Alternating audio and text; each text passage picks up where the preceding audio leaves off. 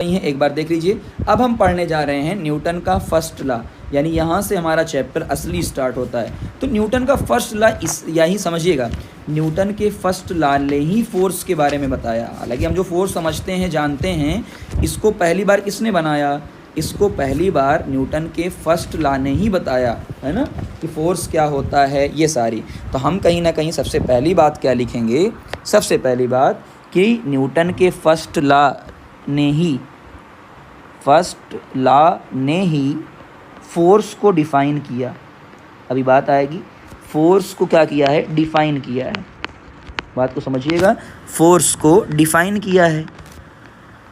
अभी इसके बारे में चर्चा करते हैं।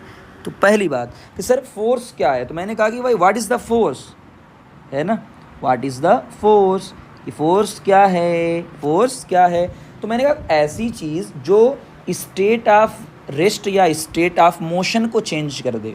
यानी एक सिंपल सी बात, बॉडी रुकी हुई है उसको चला दो, बॉडी चल रही है उसको रोक सकता है। तो यानी सिंपल सी बात है, अगर बॉडी चल रही है तो वो उसको रोक सकता है, और अगर बॉडी रुकी हुई है तो उसको चला सकता है ना। तो सर क्या मतलब इसका है? तो अब यही एक टर्म आता है इनर्शिया। इनर्शिया का मतलब क्या है सर? अगर कोई चीज़ रुकी है तो रुके रहना पसंद करती है, कोई चीज़ अगर चल रही है तो वो चलना पसंद करती है। तो इसका मतलब क्या है कि inertia is a tendency of an object to resist a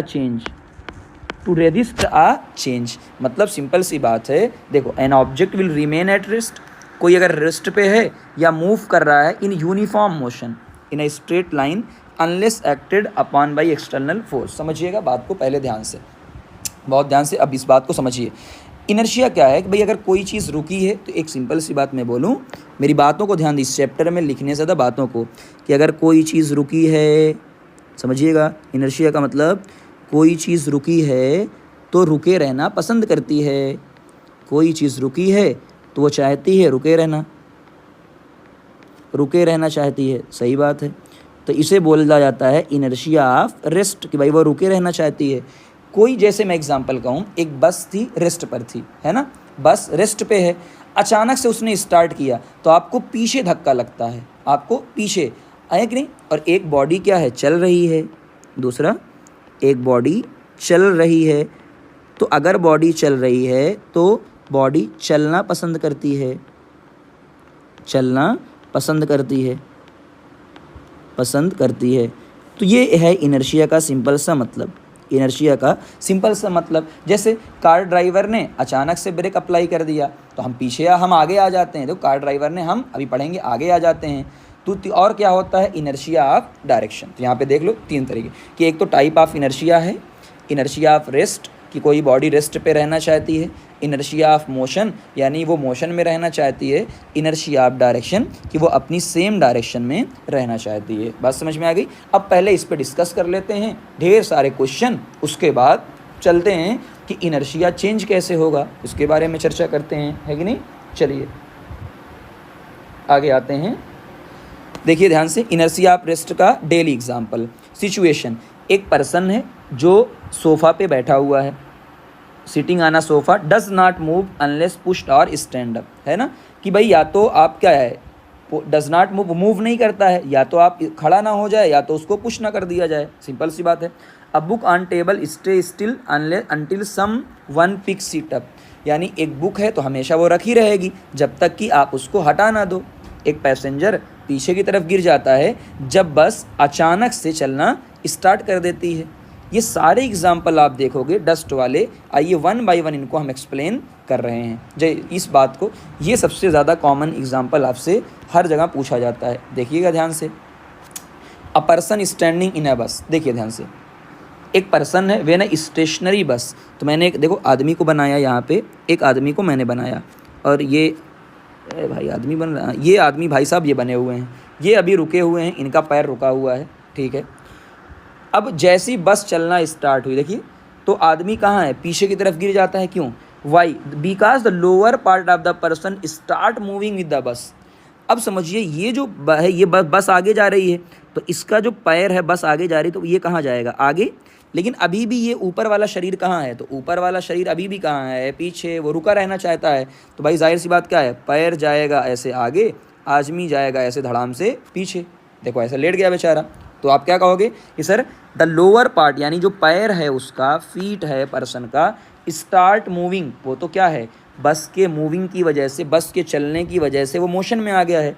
but the upper body, अभी जो ऊपर वाली बॉडी है वो रेस्ट पे रहना चाहती है, इनर्शिया ऑफ रेस्ट की वजह से, तो इससे बैलेंस लूज हो जाता है और पीछे की तरफ गिर जाते हैं। ऐसे ही क्वाइन वाला देख लो, जब आप अचानक से तेज से मारते हो तो क्वाइन कहाँ गिर जाती है, क्वाइन वहीं रहना चाहती है, क्वाइन इसमें गिर जाती है। लिखा है when the cardboard is pulled, जैसे ही आपने इसको खींचा द क्वाइन फॉल्स। क्यों?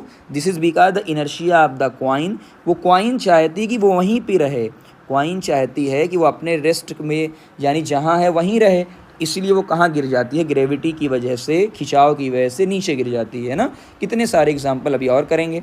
अब आते हैं इनर्शिया ऑफ मोशन, इसमें भी इतने सारे एग्जाम्पल एक बार आप देखिए, अभी उस पर चर्चा करते हैं। पूरे एग्जाम्पल आपके सामने मैं ले आया हूँ, इधर उधर के आइए।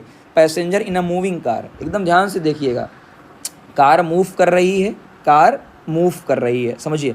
When a moving car suddenly stop, जब मूविंग कार अचानक से स्टॉप हो जाती है तो आप आगे की तरफ गिर जाते हैं। क्यों? समझिएगा, because the body of the person was in motion, अब पूरी बॉडी कहाँ है, मोशन में है। जैसे ही कार ने स्टॉप किया तो जो पैर है वो स्टॉप हो गया। वो पैर क्या है, देख लो ध्यान से डायग्राम में, पहले सीधा खड़ा था तो ट्रेन जैसे ही स्लो हो रही, पैर तो वहीं पे है, पैर वहीं पे है, लेकिन पूरी बॉडी कहाँ चली गई, आगे। तो आपको ध्यान क्या देना है, अब इसका निचोड़ क्या है सर, इन दोनों का निचोड़ क्या है भाई साहब, पैर को देखो, पैर को देखो, पैर चल गया तो बॉडी पी है ना, तो ऊपर वाली बॉडी रुक गई, पीछे गिरोगे, पैर रुक गया तो ऊपर वाली बॉडी चल गई तो आगे गिर जाओगे, है ना, एकदम आसान। आइए कई सारे एग्जाम्पल को देखते हैं। वाई डज अ पर्सन वाला एग्जाम्पल देखते हैं कि पर्सन फॉल बैकवर्ड, ये वाला एग्जाम्पल हो चुका है, ठीक। Why a person fall forward, ये वाला भी एग्जाम्पल हो गया है पूरा का पूरा, तो बैकवर्ड वाला भी हो गया है और फॉरवर्ड वाला भी क्वेश्चन हो गया है। अगला, why do we use seat belt, हम सीट बेल्ट को यूज़ क्यों करते हैं, इसको भी देख लो। Seat belt stop people from being thrown forward, सही बात है कि सीट बेल्ट का काम क्या होता है, वही होता है अगर कार अचानक से स्टॉप हो जाए, तो अभी आपने देखा था अगर कार अचानक से स्टॉप हो जाए तो क्या एक्सीडेंट हो सकता है। अब कार हुई अचानक से स्टार्ट और धड़ाम से आपका मुंह कहाँ लगेगा, हैंडल के अंदर, तो दिक्कत हो जाएगी। इसीलिए हम लोग क्या यूज़ करते हैं, सीट बेल्ट का यूज़ करते हैं। आगे, why do we shake wet cloth before drying, हम कपड़ा क्यों झाड़ते हैं सुखाने से पहले, है ना। तो जो भी वाटर ड्रॉप होती हैं वो कहाँ आ जाती हैं, बाहर। क्यों? When you give a sudden jerk, जब अचानक से आपने जर्क दिया, जब अचानक से आपने जर्क दिया, क्लॉथ तो क्या हो गया, मूव, कपड़ा को आपने मूव कर दिया, लेकिन जो वाटर है कपड़े के अंदर वो चाहता है कि भाई साहब मैं वहीं रहूँ, मैं वहीं रहूँ, इनर्शिया की वजह से, इसलिए वो क्या है, निपट जाता है। इससे क्या होता है, वाटर जल्दी से रिमूव हो जाता है और कपड़ा जल्दी सूख जाता है। अगला, why does a coin fall, अभी बताया आपको क्वाइन क्यों फॉल करता है ना, फ्लिक्ड। अगला, why does water spill when you turn around quickly with a tray, जैसे ये है अचानक से, तो वाटर क्यों, the water want to stay, water वो चाहता है कि भाई साहब रुका रहे, और आपने अचानक से ट्रे को टर्न कर दिया है तो water does not move at the same time, तो वाटर मूव नहीं कर पाता है और छटक जाता है, यहाँ से ना बाहर निकल जाता है। अगला, why does only the bottom coin move when move when a pile of coin is hit with striker, ये भी आपने कैरम बोर्ड के अंदर देखा होगा, कैरम बोर्ड के अंदर कि नीचे वाली गोटी, बाकी सारी गोटियाँ वहीं पे रहती हैं, नीचे वाली छटक जाती है, ये नीचे वाली गोटी कहाँ अलग से निकल जाती है। उसका रीज़न यही है, जैसे ही आप मारते हो फोर्स लगता है, the other coin stay in place, तो फोर्स कहाँ लगा, नीचे वाले पे, बाकी क्वाइन अपनी जगह पे रहना चाहती हैं, इसी वजह से बिना गिरे, ठीक है ना, देखो, and they fall straight down without scattering, तो वैसे की वैसे क्या रहती हैं, खड़ी रहती हैं। Why is the head of hammer tightened, जो हेड ऑफ हैमर है उसको टाइट क्यों किया जाता है, टाइट क्यों किया जाता है, देखो। अब जाहिर सी बात है, जैसे ही आप हथौड़ी को पीटोगे, जैसे ही देखो, जैसे ही आप हिट करोगे हैंडल को, है ना, it stop suddenly, the hammer heat keep moving, उसका हेड तो मूव कर रहा है, लेकिन अगर आप टाइट नहीं करोगे तो निकल जाएगा। बात समझ में आ गई ना, इसीलिए तो इतने सारे एग्जाम्पल मैंने दे दिए हैं आपको। अब आते हैं यहाँ पे, the inertia of an object tend to cause the object, जाहिर सी बात है, जो इनर्शिया है वो रेजिस्ट करेगा, टू रेजिस्ट ऑप्शन सी जाएगा, रेजिस्ट करेगा मोशन का। और एग्जांपल देखते हैं, explain why some of the leaves may get detach, कुछ पत्तियां ऐसी होती हैं जो गिर जाती हैं जब आप बहुत तेज़ी के साथ क्या करते हो, टहनी को हिलाते हो। सेम वही कहानी है। Reason, this is because when the branch of tree shaken, जैसे ही आपने हिलाया it move to and fro, अब ये टहनी ऊपर गई और नीचे गई। कैसे गई सर, देखिए ये टहनी थी ये पूरी, जैसे ही आपने हिलाई ऊपर गई नीचे गई, टहनी ऊपर और नीचे जाती है। ओके, बट इस लीव, लेकिन जो लीव हैं वो नहीं हिलना चाहती, वो रेस्ट पे ही रहना चाहती है। लीव चाहती है कि मैं रेस्ट पे ही रहूं। बात समझ में आई? इसकी वजह से लीफ गिर जाती है, ठीक है ना, जब बहुत तेज़ हिलाया जाता है। क्योंकि वो देखो रस्सी जा रही है, सिंपल सी बात है भाई, तुम कभी इधर जा रहे हो कभी इधर जा रहे हो, और जो पत्ती वो यहीं रहना चाहती है। तो जब ऊपर नीचे होगा तो टूट के कहाँ जाएगी, गिर जाएगी, है ना। ये आगे ये वाला क्वेश्चन देखो, why do you fall in the forward direction when a moving बस, ऑलरेडी हम इसको कर चुके हैं ना। चलिए और क्वेश्चन देखते हैं, when a carpet is beaten, जब कारपेट को बीट किया जाता है विद अ स्टिक तो डस्ट कम आउट, वही अभी आपको एक्सप्लेन किया कि इनर्शिया की वजह से। तो पूरा आंसर इसलिए लेकर आया हूँ सॉल्यूशन के साथ ताकि लिखना सीखो। तो inertia of an object tend to resist any change, सही बात है।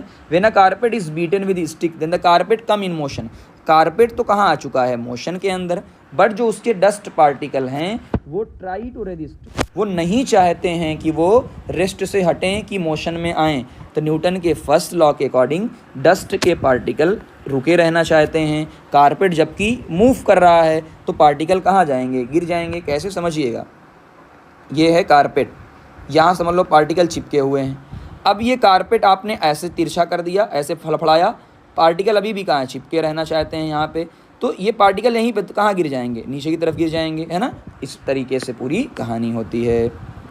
आगे अगला, वाई इज़ इट एडवाइस, क्यों ऐसा एडवाइस किया जाता है कि आप लगेज को बांध के रखिए, है ना, टाई यानी ऊपर जब बस के रहिए किसी भी। Reason, when the bus accelerate, जब बस चलती है आगे की तरफ और मोशन में है, luggage kept on the roof owing to its inertia tend to remain its station. समझिएगा, मेन मुद्दा वो नहीं है। With the forward movement of the bus, जब बस कहाँ जा रही है आगे, तो सामान रुका रहना चाहता है ना। The luggage tend to remain, luggage रुका रहना चाहता है तो अल्टीमेट क्या हो जाएगा, गिर जाएगा। वही सेम कहानी भाई, अगर बस भी मूव कर रही है, अब सामान को तो मूव करना पड़ेगा, लेकिन वो रुका रहना चाहता है तो गिर सकता है।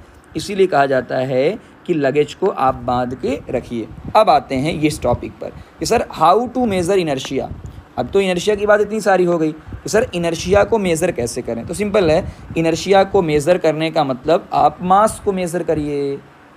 ओके, पहले इसको देख लेते हैं, पूरा इनर्शिया ख़त्म, मास को मेज़र करिए। जैसे मैं एग्जांपल देता हूँ, सबसे अच्छा एग्जांपल देता हूँ कि देखो, एक ये हाथी साहब हैं, क्या हाथी को उसकी जगह से हटाना आसान है? नहीं, सबको इस बात से सब लोग सहमत हैं। लेकिन एक मक्खी को पकड़ के हटाना आसान है? बिल्कुल। इसका मतलब क्या है, इनर्शिया का कोई फार्मूला नहीं होता। इनर्शिया को कैसे मेज़र करेंगे, मास से मेज़र करेंगे। जिसका मास ज़्यादा उसका इनर्शिया भी क्या होगा, ज़्यादा। जैसे चचा जी हैं, चचा जी 40 किलो का पत्थर या 40 किलो का सामान आराम से एकदम हंसी खुशी उठा ले रहे हैं, लेकिन 400 kg में एकदम देख लो पसीना वसीना छूट रहा है इनका। तो इनको पता चल रहा है भाई साहब मास ज़्यादा है, मतलब इनर्शिया ज़्यादा है, और ये अपने मोशन को रेजिस्ट करेगा ज़्यादा, ठीक है ना। चलिए क्वेश्चन उसी पे देख लीजिए, विच आर द फॉलोइंग है द मोर इनर्शिया। एक रबर बॉल है, एक स्टोन की बॉल है, तो जाहिर सी बात है मास ज़्यादा इनर्शिया ज़्यादा। देख लो तो स्टोन का ज़्यादा होगा। साइकिल और ट्रेन, अरे सर ट्रेन तो बहुत ज़्यादा है। 5 रुपये का कॉइन, 1 रुपये का कॉइन, तो देख लो ये भी हो जाएगा। ओके, अब अगला क्वेश्चन एग्जाम्पलर का, एक 3 सॉलिड है, एक एल्युमिनियम की है, एक स्टील की है, एक वुड की है, और आपको बताना है सब कुछ सेम है, किसका हाईएस्ट इनर्शिया होगा। तो सिंपल हमने कहा सर मास को मेज़र करते हैं, है ना। ऐसे मैंने कहा स्टील जो होगा उसका सबसे ज़्यादा डेंसिटी होता है, स्टील का डेंसिटी सबसे ज़्यादा होता है। उसके बाद किसका होगा, एल्युमिनियम का या वुड का, जो भी होगा, बट स्टील का सबसे ज़्यादा होगा। स्टील का, एल्युमिनियम तो बहुत क्या होता है, तो डेंसिटी किसका सबसे ज़्यादा होगा, एल्युमिनियम, स्टील का, तो स्टील का सबसे ज़्यादा इनर्शिया आएगा। तो एग्जाम्पलर का क्वेश्चन है। आगे, 2 ball of the same size different material है ना, ये रखे हुए हैं, kept on the smooth floor of moving train, train के ऊपर रखे हुए हैं। The brake are apply to stop the train, will the ball start rolling. अब समझिएगा, एक ट्रेन के ऊपर एक बॉल को दो बॉल को रखा गया है, ट्रेन चल रही है, अचानक से जो है ट्रेन रुक गई है, तो क्या होगा? तो उन्होंने कहा बिल्कुल yes, the ball start rolling in the direction train was moving. ठीक है भाई साहब, क्यों? ट्रेन चल रही है तो बॉल भी समझ लो कहाँ मूविंग में है। ट्रेन अचानक से रुक जाएगी तो बॉल कहाँ अचानक से रुकी है, बॉल निकल लेगी आगे की तरफ। Due to the application of the brake the train come to rest, but due to the inertia the ball try to remain in motion. Ball तो चल रही है ट्रेन के साथ, वो चलना ही चाहेगी, तो इसलिए वो आगे की तरफ खिसक रही होगी। अब दोनों मास अलग हैं, एक रबर का है एक आयरन का है, तो दोनों मास अलग अलग दूरी तक जाएंगी। क्यों? उन पे अलग अलग फोर्स लगेगा भाई, इनर्शिया अलग है, मास अलग है, फोर्स अलग लगेगा, तो बॉल अलग अलग स्पीड के साथ जाएगी। चलिए अब आ जाते हैं फोर्स, जो मैंने आपसे कहा था कि फोर्स क्या होता है। एवरी बॉडी, मैंने कहा ना कोई भी बॉडी रुकी है, यहाँ देखो एवरी बॉडी कंटिन्यू, अगर कोई बॉडी रुकी है तो रुकी रहना चाहती है। कोई बॉडी यूनिफॉर्म मोशन में है, अभी बात समझाता हूँ, यूनिफॉर्म, तो वो यूनिफॉर्म में मोशन में ही स्ट्रेट लाइन में रहना चाहती है, अनलेस, कब तक? जब तक कि कोई एक्सटर्नल फोर्स ना लगा दिया जाए। इसका मतलब मैंने बताया, इसी लॉ ने फोर्स को डिफाइन किया कि फोर्स वो फैक्टर है, force is a factor, force वो फैक्टर है जो स्टेट ऑफ ऑब्जेक्ट को, the change the state of an object, तो ऑब्जेक्ट के स्टेट को चेंज करता है। कैसे? देखो, ये ऑब्जेक्ट अभी पे रेस्ट पे था, रेस्ट पे ही रहना चाहता है, अनलेस, जब तक कि उसको बाहर से देखो फोर्स नहीं मिला। तो ये क्या मिला? एफ एक्सटर्नल, बाहर से उसको मिला फोर्स, जैसे ही उसको फोर्स मिल गया ये मोशन में है, अब मोशन में आ गया है, तो अगर ये मोशन में आ चुका है तो ये मोशन में ही रहना चाहेगा, कब तक? जब तक कि कोई और ना आ जाए। देख लो, ये भी कहाँ लगाएगा फोर्स, है ना, ये वॉल भी कहाँ लगाएगी? फोर्स। चलिए अब समझते हैं कुछ और इम्पोर्टेंट पॉइंट को, है ना। चलिए अब जो बताने जा रहा हूँ उस पॉइंट को समझिएगा। एक ब्लॉक मैंने ये बनाया और एक ब्लॉक मैंने ये बनाया, दो ब्लॉक मेरे पास हैं। अब ये जो है वो रुका हुआ है, मैंने कहा ये जो है वो रेस्ट पे है, ठीक है सर, ये रेस्ट पे है। ये जो है वो आगे कांस्टेंट वेलोसिटी से मूव कर रहा है, कांस्टेंट वेलोसिटी। अब कांस्टेंट वेलोसिटी का मतलब क्या है कि सर इसकी डायरेक्शन भी सेम है, यानी इसकी स्पीड की बात नहीं कर रहा हूँ, डायरेक्शन वगैरह सब कुछ लिया हूँ। पिछले चैप्टर में आपने पढ़ा होगा स्पीड और वेलोसिटी में अंतर। अगर मैं सिर्फ बोलता स्पीड सेम है तो भैया डायरेक्शन चेंज हो सकती है। मैंने कहा वेलोसिटी कांस्टेंट है, और सबको पता है अगर वेलोसिटी कांस्टेंट होती है तो एक्सेलरेशन ज़ीरो आता है। क्यों? वेलोसिटी ही के चेंज को एक्सेलरेशन बोलते हैं, और अगर एक्सेलरेशन ज़ीरो आएगा तो यहाँ पे आएगा, अभी फार्मूला धीरे आएगा तो अभी भी देख लो, F is equal to ma, a हो गया है ज़ीरो तो फोर्स भी क्या हो गया है? ज़ीरो हो गया है। और ये बॉडी रुकी हुई है तो इस पर भी फोर्स क्या है? ज़ीरो है। फोर्स क्या है? वेक्टर क्वांटिटी ज़ीरो है ना। तो अगर कभी भी एक्सटर्नल फोर्स ज़ीरो है, इसका मतलब ये नहीं है कि, है ना, तो मैं लिखता हूँ यहाँ पे एक इम्पॉर्टेंट बात कि देखिए भाई साहब, अगर फोर्स बाहरी क्या है? ज़ीरो, अगर बाहरी फोर्स ज़ीरो है तो लोग क्या समझते हैं कि भाई साहब रुका है। बिल्कुल ये बात सही है, अगर फोर्स ज़ीरो है तो वो रुका है, लेकिन सिर्फ यही मतलब नहीं है, एक और मतलब हो सकता है कि वो उसकी वेलोसिटी कांस्टेंट भी हो सकती है। दो कंडीशन है कि फोर्स ज़ीरो है, इसका मतलब दो बातें, एक तो या तो तुम रुके हो या तो तुम कांस्टेंट वेलोसिटी से मूव करो। इसलिए मैंने जितनी डिफिनीशन आपको दिखाई सब में लिखा हुआ है यूनिफॉर्म मोशन, कांस्टेंट वेलोसिटी यानी यूनिफॉर्म मोशन, है ना। चलो एक और चीज़ समझाता हूँ, एक और चीज़ समझाता हूँ। देखिएगा, ये मैंने आपको बताया, यहाँ लग रहा है एक फोर्स, ये लग रहा है एक फोर्स, ये लग रहा है एक फोर्स, ये लग रहा है एक फोर्स, है ना, समझिएगा। तो मैंने कहा ये F1 फोर्स है, ये F2 फोर्स है, ये F3 फोर्स है, और ये F4, चार फोर्स लग रहे हैं। अब बताइए चलेगा या नहीं चलेगा? इससे फ़र्क नहीं पड़ता। फिर लिखता हूँ, मैंने कहा फोर्स के लगने से फ़र्क नहीं है, समझिएगा। मैंने कहा अगर इन सब फोर्सेस का F1 plus F2 plus F3 plus F4, मैं थोड़ा सा आपके क्लास से एक स्टेप ऊपर चला गया हूँ, ये वेक्टर है ना, अगर सभी वेक्टर का सम क्या हो जाए? ज़ीरो, जिसे हम क्या बोलते हैं? Net, F net, net force जिसे बोलते हैं। अगर सभी का नेट फोर्स क्या आ जाए, ज़ीरो, इसका मतलब कि ऑब्जेक्ट का एक्सेलरेशन क्या है, ज़ीरो है। तो एक बहुत इम्पॉर्टेंट बात आई यहाँ पे कि भैया फोर्स के लगने से मतलब नहीं है, वो लिखिए अच्छे से कि फोर्स के लगने से मतलब नहीं है। फिर बार बार बोल रहा हूँ, फोर्स के लगने से मतलब नहीं है। तो सर मतलब किससे है? हमें नेट फोर्स से मतलब है, एफ नेट से है। देख लो, फोर्स तो लग रहा है, लेकिन नेट फोर्स मैंने क्या माना कि नेट फोर्स क्या है, ज़ीरो। और याद रखिए अभी बताया, अगर नेट फोर्स होगा आपका एक्सटर्नल बोल लो या नेट फोर्स, अगर नेट फोर्स होगा ज़ीरो, तो अभी थोड़ी देर पहले आपको मैंने फार्मूला बताया था कि इसका एक्सेलरेशन क्या होगा, ज़ीरो। और पिछले चैप्टर में अगर आपने ईमानदारी से पढ़ा होगा, रटा नहीं होगा, तो एक्सेलरेशन ज़ीरो होने का दो मतलब है, या तो तुम रुके हो, या तो तुम रुके हो, या तो तुम्हारी वेलोसिटी कांस्टेंट है। तो यही सिंपल, ये बहुत इंपॉर्टेंट बातें हैं जो मैंने अभी आपको बताई। चलिए अगला question, a horse continue to apply a force in order to move a cart with a constant speed, explain why, है ना, समझिएगा। इससे पहले एक और बात आपको यहाँ समझा देता हूँ।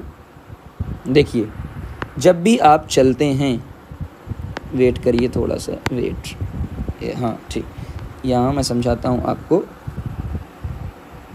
एक फोर्स आपने नाम सुना होगा, फ्रिक्शन, बार बार देखिए उसी का जिक्र आ रहा है, फ्रिक्शन। तो मैं अपनी लैंग्वेज में जो बच्चों को समझाता हूँ, फ्रिक्शन, तो फ्रिक्शन का मतलब होता है रुकावट। फ्रिक्शन का क्या मतलब होता है, रुकावट। तो फ्रिक्शन का मतलब होता है रुकावट। क्या मतलब है सर, समझिएगा। फ्रिक्शन का मतलब रुकावट का, देखिए ये एक ऑब्जेक्ट मेरा है जिस पे मैं फोर्स लगा रहा हूँ आगे, तो मैंने कहा सर इस पे मैं फोर्स लगा रहा हूँ आगे, तो ये जाना कहाँ चाहेगा, आगे। तो इस पे बताइए फ्रिक्शन कहाँ लगेगा, ऐसे नीचे लगता है यहाँ, तो मैं फ्रिक्शन को ऐसे स्मार से इसमें, तो सर फ्रिक्शन कहाँ लगेगा, इधर लगेगा।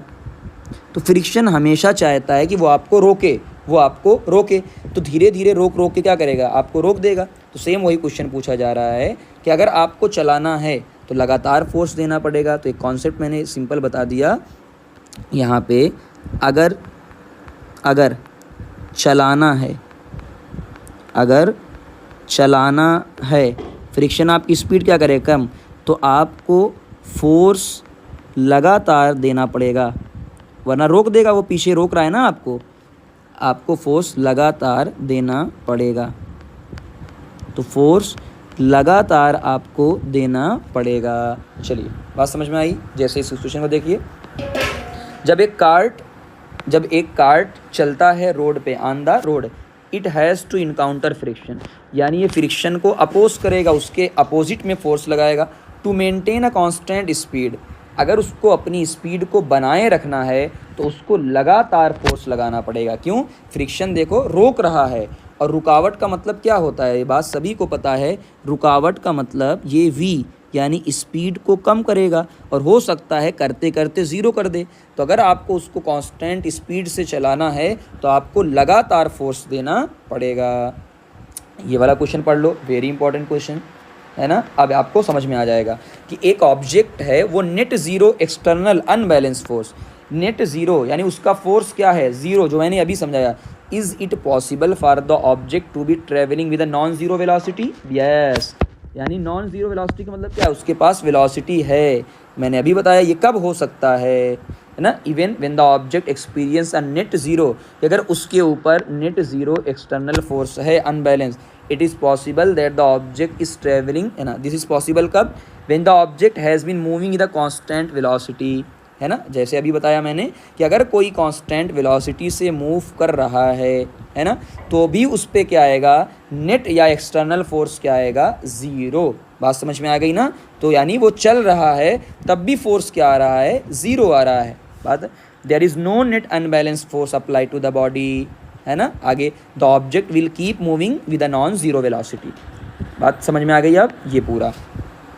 To change the state of motion, a net non zero external unbalance force apply, यानी अगर आपको इसके मोशन को चेंज करना है तो आपको फोर्स देना पड़ेगा, जो हमने पहले बात की थी। बहुत इंपॉर्टेंट कॉन्सेप्ट है, अगर समझ में आ गया होगा तो लाइक और सेशन को शेयर करिएगा। अगला, अब बैट्समैन हिट अ क्रिकेट बॉल। बिल्कुल सर, एक हिट कर रहा है, बॉल ग्राउंड पे जा रही है, थोड़ी देर के बाद जो है बॉल रुक जाती है। ऐसा क्यों हुआ? सिंपल सी बात है कि ऐसा हुआ कि एक फोर्स है जो उसको अपोज कर रहा है, और ये फोर्स कौन सा होता है? Friction force. देखो मैंने बता दिया ना। चलिए अब आपको मैं समझाता हूँ अगला टॉपिक, मूवमेंटम, है ना। ये सबसे इंपॉर्टेंट टॉपिक है जो हमें समझना है, मोमेंटम। सर इसको समझा के उसके बाद मैं देखता हूँ आगे कितना टाइम है उसके according. Sir momentum, the quantity, देखो एक तरीका क्या होता है, आपको सीधा बता दिया जाएगा, product of mass and velocity, सीधा बता देंगे कि P, मोमेंटम का मतलब P is equal to mv, but actual में total quantity of motion, motion की टोटल क्वांटिटी है ना, total quantity of motion processed by moving body.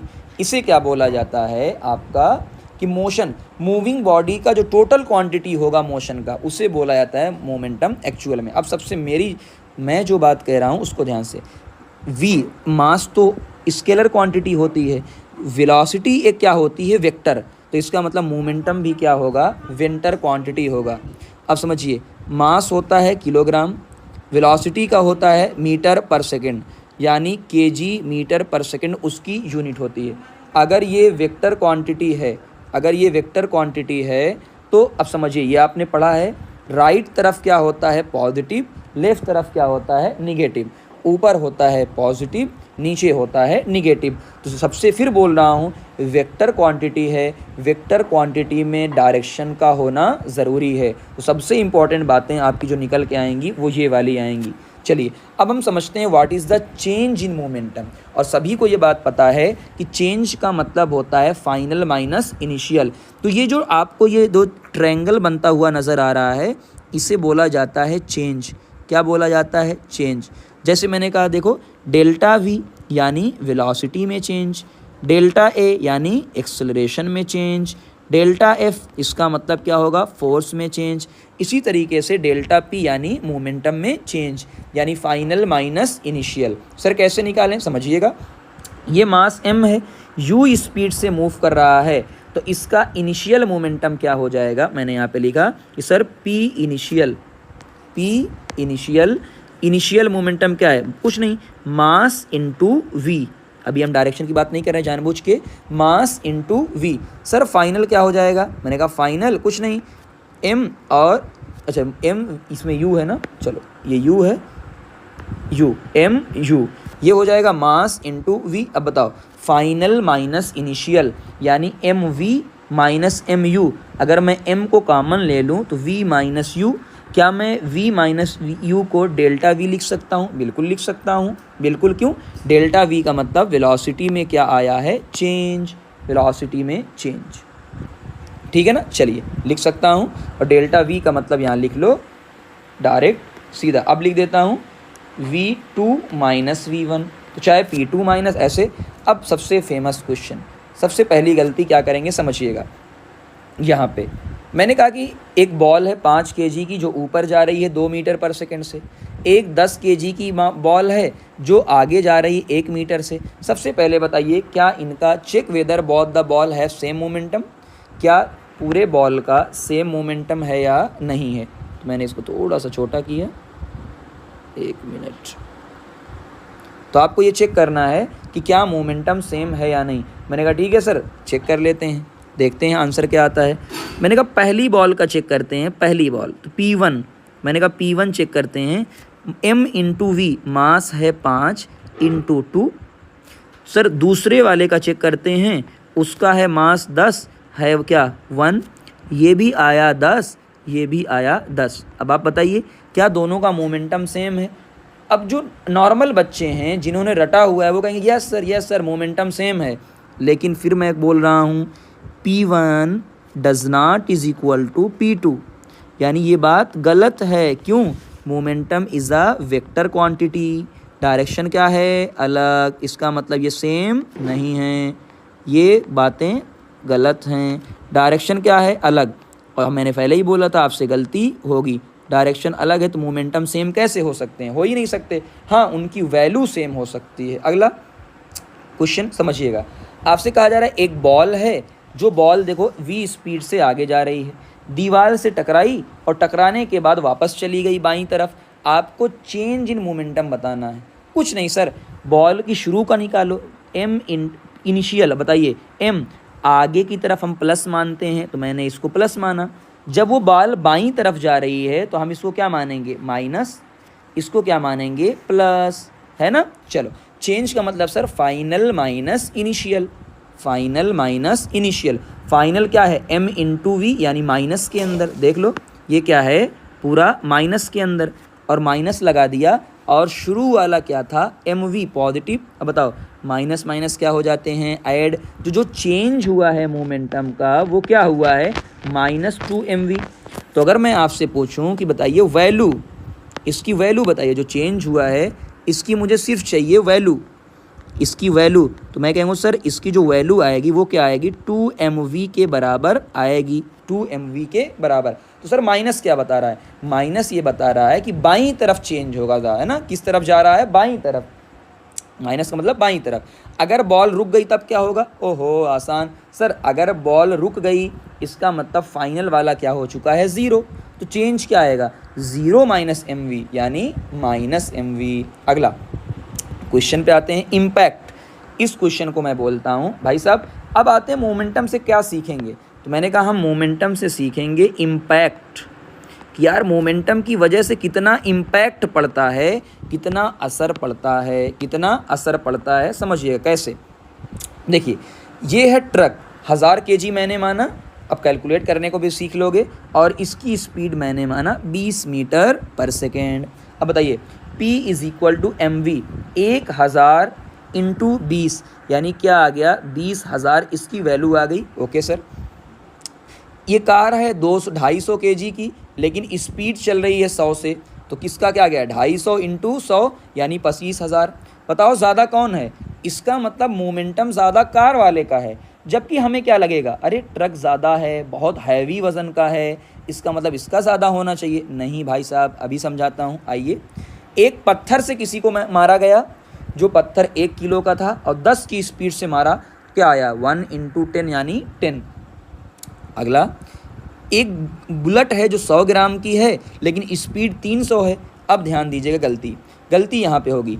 कुछ लोग करेंगे 100 × 300, गलत, बिल्कुल ये बात क्या हो जाएगी, गलत। क्यों गलत सर, 100 ग्राम है, हमें ग्राम में नहीं, तो लिखो यहाँ पे कि ग्राम में नहीं, ग्राम में नहीं पुट करना है, आपको किलोग्राम में पुट करना है। और किलोग्राम में कैसे पुट करेंगे, 1000 से डिवाइड कर देंगे, 1000 से डिवाइड कर देंगे, है ना, तब क्या आ जाएगा, किलोग्राम। इतना तो मैथ वाले सर ने बताया होगा। चलो 1000 से डिवाइड, इसकी वैल्यू कितनी आ गई, 30। देखो सर, बुलेट की इतनी छोटी बुलेट, लेकिन उसका इम्पैक्ट ज़्यादा है, इसका मतलब जो मोमेंटम है वो m × v पे डिपेंड कर रहा है, वो m × v पे डिपेंड कर रहा है, ना सिर्फ मास पे, ना सिर्फ स्पीड पे। तो इम्पैक्ट दोनों पे डिपेंड करता है, ठीक है ना। अब कहानी समझ में आई, अब आप कैलकुलेट कर लेंगे। जो मिस्टेक आपसे हो सकती थी ग्राम वाली मैंने करवा दी। आगे अब आते हैं न्यूटन का सेकेंड लॉ। पहला लॉ खत्म, सेकेंड लॉ क्या बताता है, according to the Newton the rate of change of momentum. सीधी बात करते हैं, डिफिनीशन आप याद रखिएगा एकदम डिक्टो, द रेट, और जहाँ कहीं भी बेटा आ जाए रेट का मतलब होता है टाइम से डिवाइड। याद रखिए, यहाँ पे लिख देता हूँ, कहीं भी आ जाए रेट, तो रेट का मतलब होता है आप 1/टाइम कर दो, क्या कर दो, 1/टाइम, तो 1/टाइम से मल्टीप्लाई कर दो। जैसे देखो, rate of change of distance d/t, rate of change of speed या वेलोसिटी v/t। तो कहीं भी ये वर्ड आ जाए तो आपको याद रखना है आराम से, ठीक। चलिए, तो rate of change of momentum जो होता है वो डायरेक्टली प्रोपोर्शनल होता है अप्लाइड फोर्स के, किसके, अप्लाइड फोर्स के। यानी हम डायरेक्ट लिखते हैं, इसका ये कहना चाहते हैं कि देखिए, जो एक्सटर्नल या अप्लाइड फोर्स, जाहिर सी बात बाहर से आप अप्लाई करेंगे, वो डायरेक्टली प्रोपोर्शनल होता है rate of change of momentum. और मैंने पहले ही बोला है, डेल्टा पी यानी चेंज इन मोमेंटम, और टाइम का मतलब टी, है ना। और ये कांस्टेंट है, इन्होंने कहा कि यार देखो बता रहा हूँ, जब ये हटेगा बराबर आएगा, ये के हो जाएगा, है ना, delta p by delta T. और इन्होंने कहा एक्सपेरिमेंटल वैल्यू इसकी होती है 1, तो यानी कुल मिला जुला के फोर्स जो मैंने लिखा है देखो वही आ गया, तो 1, अब 1 से मल्टीप्लाई तो हो जाएगा। अब इंपॉर्टेंट चीज़ जो लोग भूल जाते हैं, और यकीन मानिए लोग क्या बल्कि अच्छे अच्छे नोट टीचर की नोट्स में आपको ये लाइन नहीं मिलेगी, दिस चेंज इन मोमेंटम, ये जो मोमेंटम का चेंज हुआ है, ये जो हुआ है वो अप्लाइड फोर्स के डायरेक्शन में हुआ है। जिधर फोर्स आप लगाओगे उसी डायरेक्शन में अब मोमेंटम का चेंज होगा। लोग भूल जाते हैं, जबकि हमें पढ़ाया जाता है ना स्केलर वेक्टर। आइए कैसे समझते हैं इसको, देखिए एकदम ध्यान से। एक बॉल रुकी है, हाँ सर, इसका मोमेंटम है 0, क्यों, बॉल रुकी हुई है। अब मैंने बॉल को किक किया तो कुछ ना कुछ मोमेंटम आया कि नहीं आया, एकदम दिमाग ओपन करके, हाँ सर मोमेंटम चेंज हुआ। मैंने कहा हाँ पहले 0 था, अब कुछ ना कुछ मोमेंटम चेंज हुआ। बताओ अगर मोमेंटम चेंज हुआ इसका मतलब इसको क्या चाहिए, फोर्स, क्योंकि मोमेंटम को कौन चेंज करेगा, फोर्स। एक ट्रेन चल रही है तो उसका मोमेंटम होगा, यस सर। मैंने उस ट्रेन को रोक दिया तो बताओ क्या मोमेंटम में चेंज हुआ कि नहीं हुआ, डेल्टा पी। देखो अलग अलग लैंग्वेज लिख रहा हूँ, यस सर मोमेंटम में चेंज हुआ। बताओ चेंज के लिए क्या चाहिए, फोर्स। आगे एक बॉल जा रही थी आगे 50 से, मैंने उस बॉल को कर दिया ऊपर, बताओ क्या डायरेक्शन चेंज हुई कि नहीं हुई, यस सर डायरेक्शन चेंज हुई। तो बताओ क्या डायरेक्शन चेंज होने से मोमेंटम चेंज होगा, बिल्कुल सर, क्यों, वेक्टर क्वांटिटी होगी, और मोमेंटम को चेंज करने के लिए क्या चाहिए, फोर्स। तो मैंने कहा बेटा एक काम करो, इन शॉर्ट में क्या समझ लो कि मोमेंटम को बदलना है तो फोर्स चाहिए, मोमेंटम को बदलना है तो फोर्स चाहिए, मोमेंटम को बदलना है तो फोर्स चाहिए। आइए एक फार्मूला जो मैंने थोड़ा सा एडवांस लेवल का क्वेश्चन ले लिया है, एडवांस का मतलब अच्छे लेवल का। आपको मोमेंटम दिया हुआ है 3t² + 5, यानी ये मोमेंटम टाइम पे डिपेंड कर रहा है ना। जैसे एक बार समझ लो कैसे, मैंने कहा सर ऐसे, मैंने कहा कि आपका, मैंने कोई एक नॉर्मल वैल्यू लेता हूँ कि distance is equal to 2 × time. जब मैंने टाइम को पुट किया 1 तो ये हो गया 2 × 1, जब मैंने पुट किया 2 तो ये हो गया 2 × 2, जब मैंने t को पुट किया 3 तो यानी ये हो गया 3। तो यानी जैसे जैसे मैं टाइम को चेंज करता जा रहा हूँ अलग अलग वैल्यू आ रही है, तो बस कोई दिक्कत नहीं। उसने कहा कि एक काम करो आप फोर्स निकालो। अब देखो ये क्वेश्चन किसी की नोट्स में आपको नहीं मिलेगा, है ना, किसी की, ये तो सिंपल, तो मेहनत की जाती है तो सिंपल बात है ना। चलिए तो एवरेज फोर्स आपको निकालना है t = 0 से t = 1 तक। सर कैसे, कुछ नहीं करना बेटा, कुछ नहीं, आराम। एक बार इसमें जो आपको दिया है इसी के अंदर एक बार t = 0 पुट कर दो। जैसे ही आपने t = 0 पुट किया, देखो 3 × 0 का स्क्वायर + 5, यानी जो इनिशियल मोमेंटम आया है वो कितना आ गया, 5। जब आपने इसी में 1 पुट किया तो 3 × 1 का स्क्वायर + 5, यानी ये आ गया 8। फोर्स क्या पढ़ा था आपने, मोमेंटम में कितना चेंज होता है।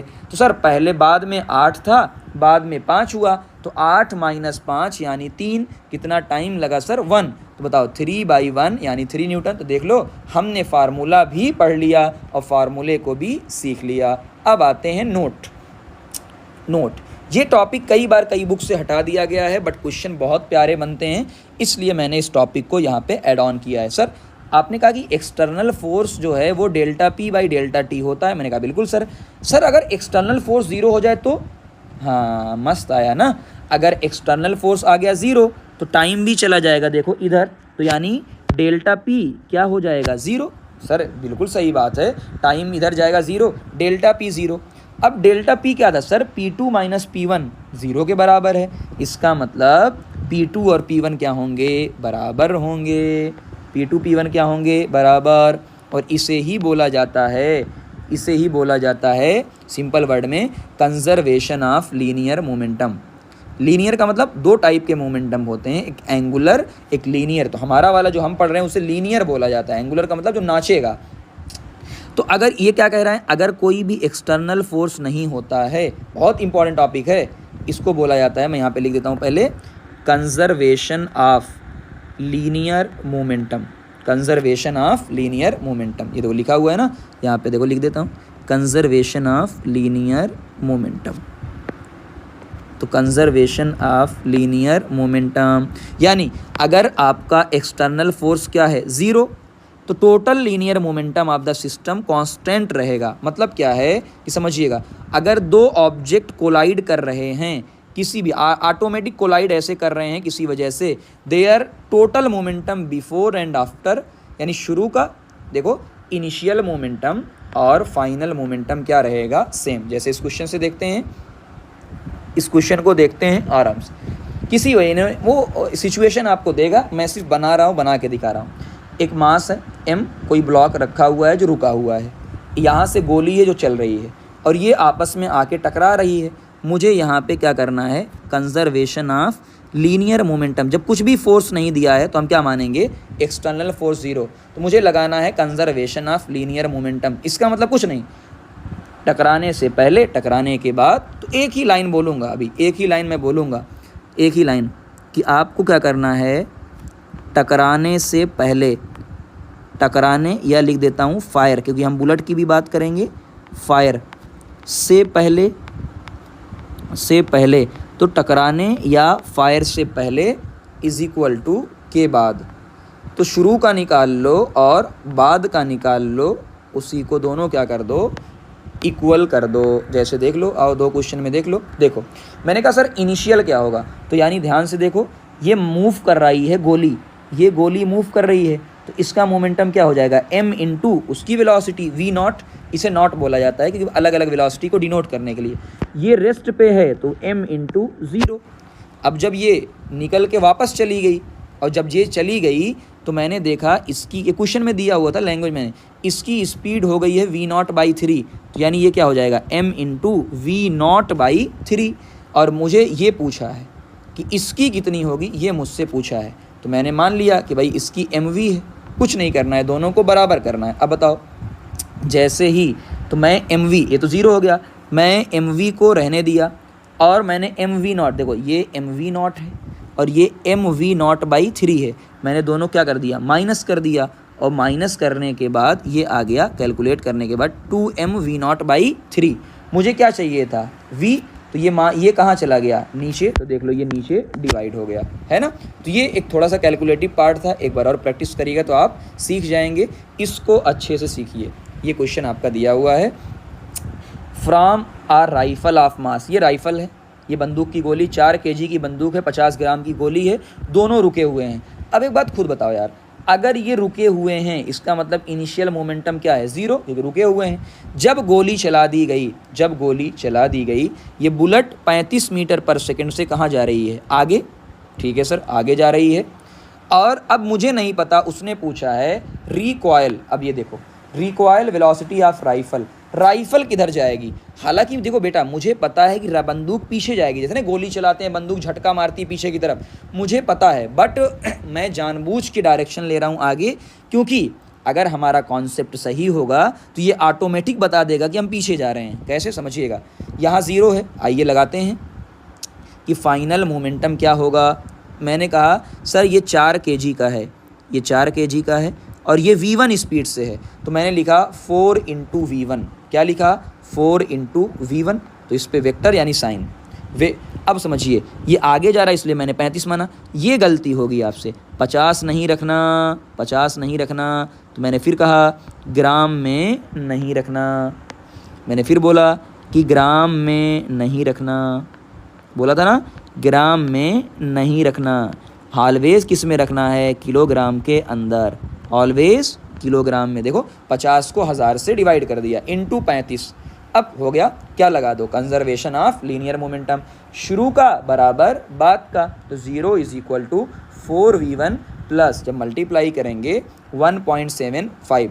अब एक को तो मुझे इस तरफ ले जाना पड़ेगा, तो मैंने कहा ये वेक्टर क्वांटिटी है, तो 4v1 जब ये प्लस उस तरफ जाएगा तो माइनस, देख लो v1 की वैल्यू माइनस के अंदर आई, तो माइनस का मतलब क्या है, पीछे। उसने खुद पूछा है कि रिकॉयल, अब रिकॉयल का मतलब ही क्या होता है कि पीछे, तो मैं माइनस साइन को हटा दूंगा और सिर्फ वैल्यू ले लूँगा। भाई उसने खुद पूछ लिया है ना। चलिए अब ये सारे क्वेश्चन आपको दिए हैं, मैंने जितने समझा दिए हैं, ये सारे क्वेश्चन आपको दिए हैं। एक क्वेश्चन ध्यान से देखिए, ये वाला आपकी प्रैक्टिस के लिए, ये वाला भी आपकी प्रैक्टिस के लिए, ये वाला भी आपकी प्रैक्टिस, आपकी इतनी सारी प्रैक्टिस आपके लिए है। बात समझ में आई ना? इस बार रीड करिएगा ये पूरा। अब हम क्या करेंगे, नोट पॉइंट। अब अपने को पढ़ना है कि मूवमेंट और क्या क्या इसमें है। तो आज के लिए मैं नहीं चाहता एक ही दिन पूरा बोझ हो जाए। पहले आप देखिए क्या मेरा ये लेक्चर आपको समझ में आ रहा है। अगर आज ये लेक्चर आपको समझ में आ गया और आपने कमेंट कर दिया कि सर सेकंड पार्ट, तो मैं फ़ौरन से और इसके आगे की बात करते हैं थोड़ी सी। देखते हैं बहुत कितने बच्चों ने। चलिए, मोमेंटम की बात चल रही थी यहाँ पे, तो हमने आपको बताया था कि अगर कभी भी मोमेंटम को चेंज करना है, मोमेंटम को चेंज करने के लिए फोर्स की रिक्वायरमेंट होगी। यानी ये वाला जो मैंने डब्बा बनाया हुआ है कि मोमेंटम बदलना है तो फोर्स चाहिए, ये आपको दिमाग में होना चाहिए। अब मोमेंटम में चेंज कैसे होगा, फाइनल माइनस इनिशियल, यहाँ तक की बातें हो चुकी थी।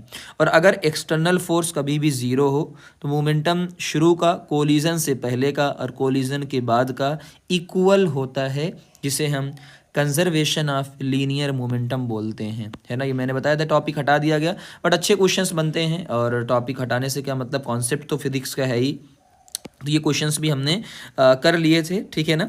आइए यहाँ पे एक और क्वेश्चन है, इसको करते हैं। Question number 3, a hammer of mass 500 ग्राम। एक हैमर है जो 500 ग्राम का है, ये 50 की स्पीड से स्कील को मारता है, ठीक है ना। और नेल उसको स्टॉप कर देती है 0.01 सेकंड में। तो उसने पूछा what is the force of the nail on the hammer, ठीक है ना, ये पूछा हुआ है। अब यहाँ पे क्वेश्चन अराइज होता है, बहुत ध्यान से आप बातों को समझिएगा।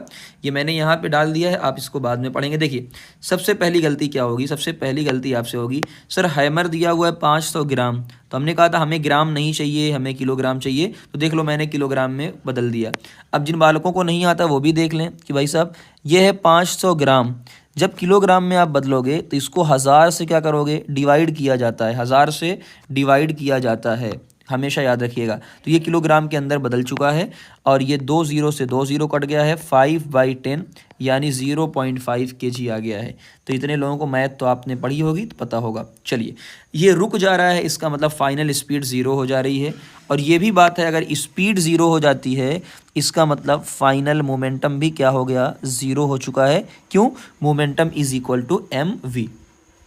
स्पीड दी हुई है तो हम इसमें मोमेंटम का चेंज निकाल लेते हैं कि सर फोर्स जो होता है delta p by delta T, यानी फाइनल 0 माइनस एम वी। अब एम वी कितना आएगा, 0.5 kg इंटू 50, ये आ गया। और टाइम आपको दिया है, तो फोर्स जैसे ही हमने कैलकुलेट किया वो -2500 न्यूटन आया।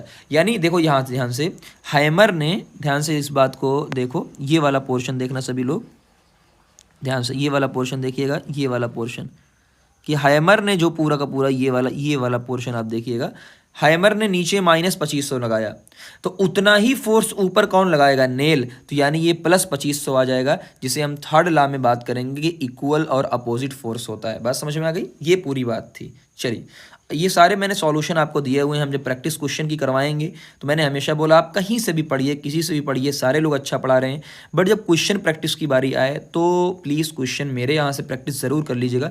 एक से एक बेहतरीन से बेहतरीन और अच्छे क्वेश्चन अभी आने वाले हैं। तो ये हो गया, और ये सारे क्वेश्चन आपके सामने आने वाले हैं धीरे धीरे, है ना। सॉल्यूशन आप देख सकते हैं इसका। चलिए, अब ये डंबल वाला ठीक है, क्वेश्चंस प्रैक्टिस यहाँ पे। अब आते हैं यहाँ पे अगले पार्ट में, जो आपको थंबनेल पे दिखा हुआ है कि सर नोट, यानी फोर्स होता है change in momentum upon time, ठीक है। हमने देखा कि मोमेंटम जो होता है फाइनल mv माइनस mu, और अगर हम m को कॉमन ले लें तो v minus u by T, बिल्कुल सही बात है। और ये बात सभी को पता होती है, बचपन से पता होती है कि जो एक्सेलरेशन होता है, जो एक्सेलरेशन होता है वो क्या होता है। तो हमने कहा कि सर जो एक्सेलरेशन होता है वो भी ऐसा कि हमने पढ़ा हुआ है कि एक्सेलरेशन भी v minus you by T होता है। कुछ लोग कहेंगे सर नहीं v बाई टी होता है, वो तब होता है बेटा जब u की वैल्यू क्या हो जाती है, 0। जब u की वैल्यू क्या हो जाती है, 0, तब ऐसा होता है, ठीक। और यही वैल्यू यहाँ पे पुट कर देंगे तो आ गया F directly proportional to ma। और एक बात हमेशा याद रखिएगा, फिजिक्स में जब कभी भी ये प्रोपोर्शनलिटी कांस्टेंट, यानी ये वाला पोर्शन जब कभी भी फिजिक्स के अंदर हटता है तो ये कांस्टेंट आता है, एक कांस्टेंट आता है। तो उसको कांस्टेंट को हमने के माना और एक्सपेरिमेंटल वैल्यू होती है 1, यानी F net is equal to ma आ गया। अब एक बात को समझिएगा बहुत ध्यान से, ये जो F net is equal to ma आया है, अब इसमें लोग एक गड़बड़ी करते हैं। गड़बड़ी क्या करते हैं लोग, पहले बता रहा हूँ। है ना, कि यहाँ पे सिर्फ एफ लिखते हैं बेटा, नहीं, यहाँ पे आपको नेट फोर्स लिखना है। दुनिया का हर फोर्स, दुनिया का हर नेट फोर्स किसके बराबर होगा, एम ए के बराबर होगा। किसके बराबर, तो नेट फोर्स हमको चाहिए। अभी क्वेश्चन करवाऊंगा तो बात आपको समझ में आ जाएगी, what is the meaning of net. एक और बात समझिएगा, फोर्स लगता है तो एक्सेलरेशन पैदा होता है। बिल्कुल सही बात सर, अगर आप फोर्स को लगाएंगे तो बॉडी मूव करेगी, एक्सेलरेशन पैदा होगा, ठीक है ना। तो इसका मतलब क्या है कि फोर्स एक कॉज है, फोर्स एक कॉज है और इफेक्ट उसका क्या है, उसका इफेक्ट एक्सेलरेशन है। बात समझ में आ गई। चलिए, जैसे हम पहले, अच्छा एक और चीज़ ध्यान दीजिएगा ये बार बार, कि जैसे ही आपका एक्सेलरेशन आ गया है, इसका मतलब आप इन तीनों इक्वेशन को भर भर के यूज़ कर सकते हैं, इन तीनों इक्वेशन को भर भर के यूज़ कर सकते हैं। चलिए पहला क्वेश्चन देखिए, पहला दिया हुआ है एक मास 5 kg का है, वो एक्सेलरेशन 3 मीटर पर सेकंड स्क्वायर से है। तो मैंने यूनिट वगैरह सब कुछ लिख दी है ना, यूनिट वगैरह सब कुछ लिख दी है। अब जिन बालकों को नहीं पता है उनको बता ही देता हूँ, देख लो, ताकि यहाँ पे थोड़ी सी बातें क्लियर हो कि जो स्पीड होती है v, स्पीड क्या होती है, डिस्टेंस बाई टाइम, और डिस्टेंस की यूनिट क्या होती है, मीटर, टाइम की यूनिट होती है सेकंड। यानी वो आपको ऐसा लिखता हुआ भी मिल जाएगा, मीटर सेकंड -1। जो एक्सेलरेशन होता है वो क्या होता है, वो वेलोसिटी बाई टाइम होता है ना। और वेलोसिटी को मैं लिख सकता हूँ मीटर पर सेकंड अपॉन टाइम। तो ये हो जाएगा मीटर और टाइम नीचे जाकर स्क्वायर, और इसको इस तरीके से भी लिखा जा सकता है, इस तरीके से। और जो फोर्स होती है, अब ध्यान से देखिएगा, वो होता है मास इंटू एक्सेलरेशन। तो पहला क्या है, मास को रखते हैं किलोग्राम में, एक्सेलरेशन आपका है, तो ये भी यूनिट आपकी हो सकती है, और बाकी दूसरी यूनिट तो होती है न्यूटन होती ही है ना। चलिए, अब यहाँ मैंने एक चीज़ आपको याद होगा, फर्स्ट लेक्चर के अंदर मैंने कहा था कि ये जो होती है उसकी, वो होती है एम के एस यूनिट होती है ना, एसआई यूनिट के नाम से। अगर हमको सीजीएस में बदलना है तो क्या होगा, सीजीएस में, अब बताओ, मास किलोग्राम में है तो इसको ग्राम में कन्वर्ट करो, कितना आ जाएगा, 1000 ग्राम आ जाएगा। मीटर को सेंटीमीटर में कन्वर्ट करो तो ये आ जाएगा 100 सेंटीमीटर। और सेकंड तो क्या रहेगा, सेकंड के अंदर ही रहेगा, देखो कितना आ गया। तो यानी आप कह सकते हो जो 1 न्यूटन है, जो एसआई यूनिट है, वो सीजीएस में हो जाएगी 10 की पावर 3 0 + 2 0 5 0, 10 की पावर 5 क्या, और सीजीएस में यूनिट होती है डाइन। देखो मैंने प्रूफ कर दिया कि नहीं, 10 की पावर 5 डाइन। अब कहानी समझ में आ गई, कॉन्सेप्चुअल लेवल। चलिए तो आगे देखो, तो दुनिया का हर फोर्स एफ नेट क्या होता है, मास इंटू एक्सेलरेशन। मास आपको 5 kg दिया है, एक्सेलरेशन 3 दिया हुआ है, यानी 15। अब एक चीज़ और ध्यान दीजिएगा, एक चीज़ और ध्यान दीजिएगा, बहुत इंपॉर्टेंट बात बता रहा हूँ, ये छोटी छोटी चीज़ें नहीं बताई जाती, रटवा दिया जाता है आपको। देखो मैंने कहा ना, जिस डायरेक्शन में फोर्स लगेगा उसी डायरेक्शन में एक्सेलरेशन होगा, या जिधर एक्सेलरेशन होगा उधर ही क्या लगेगा, फोर्स। तो यानी अगर मैं ये कहूँ एक्सेलरेशन आगे जा रहा है, इसका सिंपल सा मतलब है कि फोर्स भी कहाँ लग रहा होगा, फोर्स भी आगे लग रहा होगा। बात समझ में आ गई ना। चलिए, इस क्वेश्चन से, अब सेकंड क्वेश्चन से आपको बातें समझ में आएंगी। ये वाला क्वेश्चन वेरी इंपॉर्टेंट, आपके दिमाग को ओपन करने वाला। मैंने कहा कि सर एक 5 kg है जिसपे 38 न्यूटन आगे लग रहा है, फोर्स एक एफ पीछे लग रहा है, और ये गाड़ी जा रही है आगे। क्यों सर, कैसे पता चला ये आगे जा रही, देख लो एक्सेलरेशन, देख लो कहाँ जा रहा है, आगे। तो इसका मतलब क्या है, समझिएगा, एक्सेलरेशन आगे लग रहा है, इसका मतलब जो नेट फोर्स है, वो नेट फोर्स किधर आएगा, वो आएगा दाहिनी तरफ। एफ नेट किधर आएगा, एफ नेट आएगा दाहिनी तरफ आएगा। तो मैंने लिखा कि भाई साहब इसका मतलब है 38 बड़ा है फोर्स से, तभी तो वो आगे ले जा रहा है। अगर फोर्स बड़ा होता तो पीछे ले जाता। तो आपको क्या निकालना है, एफ नेट। अब नेट वैल्यू क्या होती है, बड़ा माइनस छोटा, तो 38 माइनस एफ। तो आपको ये वाला पोर्शन आना चाहिए, ये वाला पूरा पोर्शन, कि हाँ सर नेट का मतलब बड़ा माइनस छोटा। हमारी गाड़ी किधर जा रही है, बड़ा कौन है, कैसे पता चला, जिधर एक्सेलरेशन, इसका मतलब वो क्या होगा, बड़ा।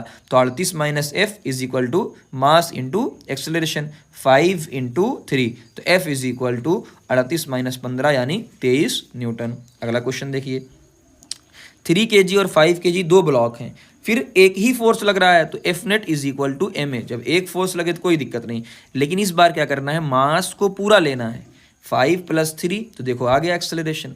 एक क्वेश्चन अब करवा रहा हूँ जहाँ आपके होश उड़ जाएंगे, ये सबसे वीआईपी क्वेश्चन है, और ये क्वेश्चन आप जो है ना किसी को भी अपने फ्रेंड और भौकाल वगैरह मारने के लिए दे सकते हैं। बहुत ही दमदार क्वेश्चन है ये, देखिएगा ध्यान से। ये मेरे पास एक मैंने सिस्टम बनाया, वेट करिए थोड़ा सा, हाँ ये सिस्टम मैंने बनाया,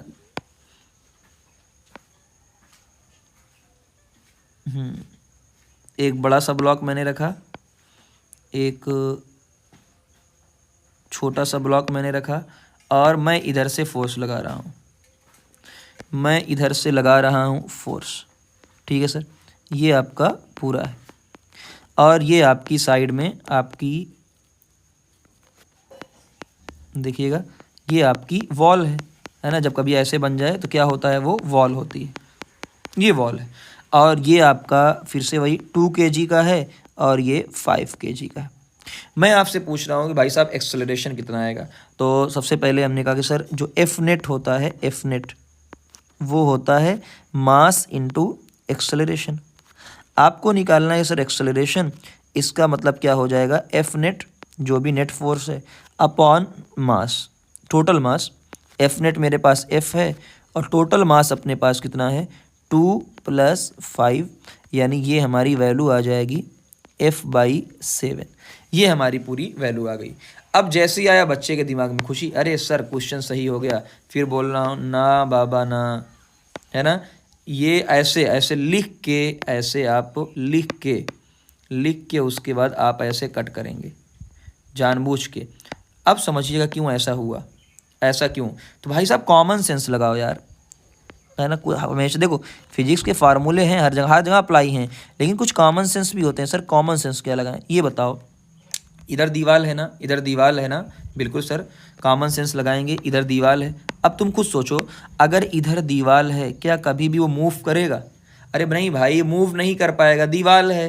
तो इसका मतलब वो रेस्ट पे रहेगा। कॉमन सेंस लगाओ भाई साहब, रेस्ट पे ही रहेगा। और अगर रेस्ट पे है तो एक्सेलरेशन कितना है, 0। तो फोर्स, आप मैंने कहा था फोर्स लगाने से चेंज हो सकता है, आज उसका यूज़ हो गया। देखो तो मैंने कहा ना, आप पढ़िए कहीं से, क्वेश्चन करिए यहीं से, है ना, कहीं से भी पढ़िए, डजेंट मैटर, बट आप क्वेश्चन यहीं से करिए, क्वेश्चन यहीं से करिए। बात समझ में आ गई।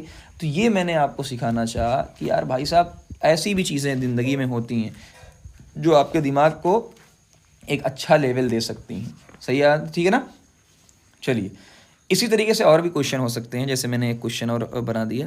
चलो ठीक है, अभी के लिए फिलहाल चलिए अब और क्वेश्चन। तो एक चीज़ ध्यान रखिएगा कि हाँ ठीक है, एफ नेट = ma, जो दो नई चीज़ मिली। अगर दो डायरेक्शन में फोर्स लग रहा है तो आपको अपोजिट यानी माइनस करना है, जो बड़े वाले की तरफ है उधर लगेगा।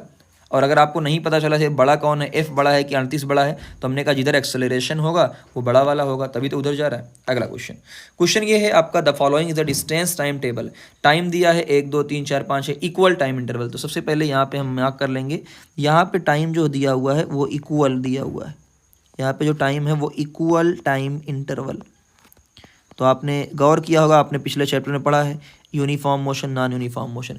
पहले में चल रहा है 1, फिर 8, यहाँ से ध्यान से गौर करो, 1 के बाद 8, 8 के बाद 27, 27 के बाद 64, उसके बाद 125, यानी ये ध्यान से। तो आप जब देखोगे तो यार इनका जो डिस्टेंस है, टाइम तो 1 2 3 है ना। पहले में 1 चलता है, दूसरे में 7 चल गया, उसके बाद 19 चल गया, ऐसा क्या हो रहा है। इसका मतलब डिस्टेंस अनइक्वल चेंज हो रही है। और जब भी कोई अनइक्वल चेंज होता है इसका मतलब नॉन यूनिफॉर्म मोशन, यानी वेलोसिटी लगातार इंक्रीज हो रही है। और याद करो, अगर वेलोसिटी इंक्रीज होगी तो एक्सेलरेशन भी क्या होगा, इंक्रीज होगा।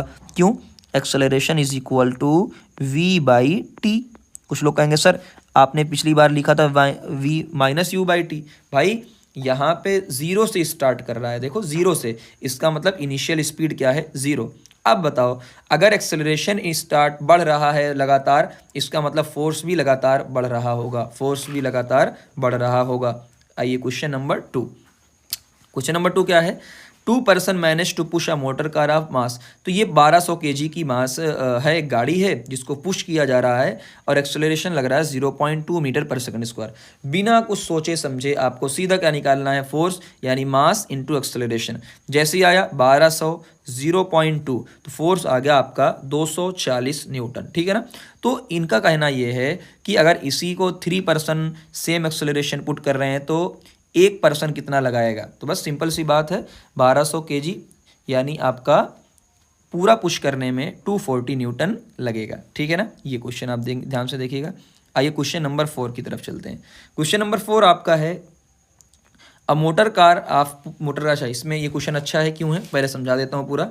एक 1200 केजी की जो भी आपकी मोटर कार, तो पहिया बना देता हूँ इसका, ये आप इनका पहिया हो गया, चलिए ये इनका पहिया हो गया, 1200 केजी का है, 90 किलोमीटर पर आवर से चल रहे हैं और इनकी स्पीड कुछ देर के बाद 18 किलोमीटर पर आवर हो जा रही है। कितने टाइम में? 4 सेकंड में।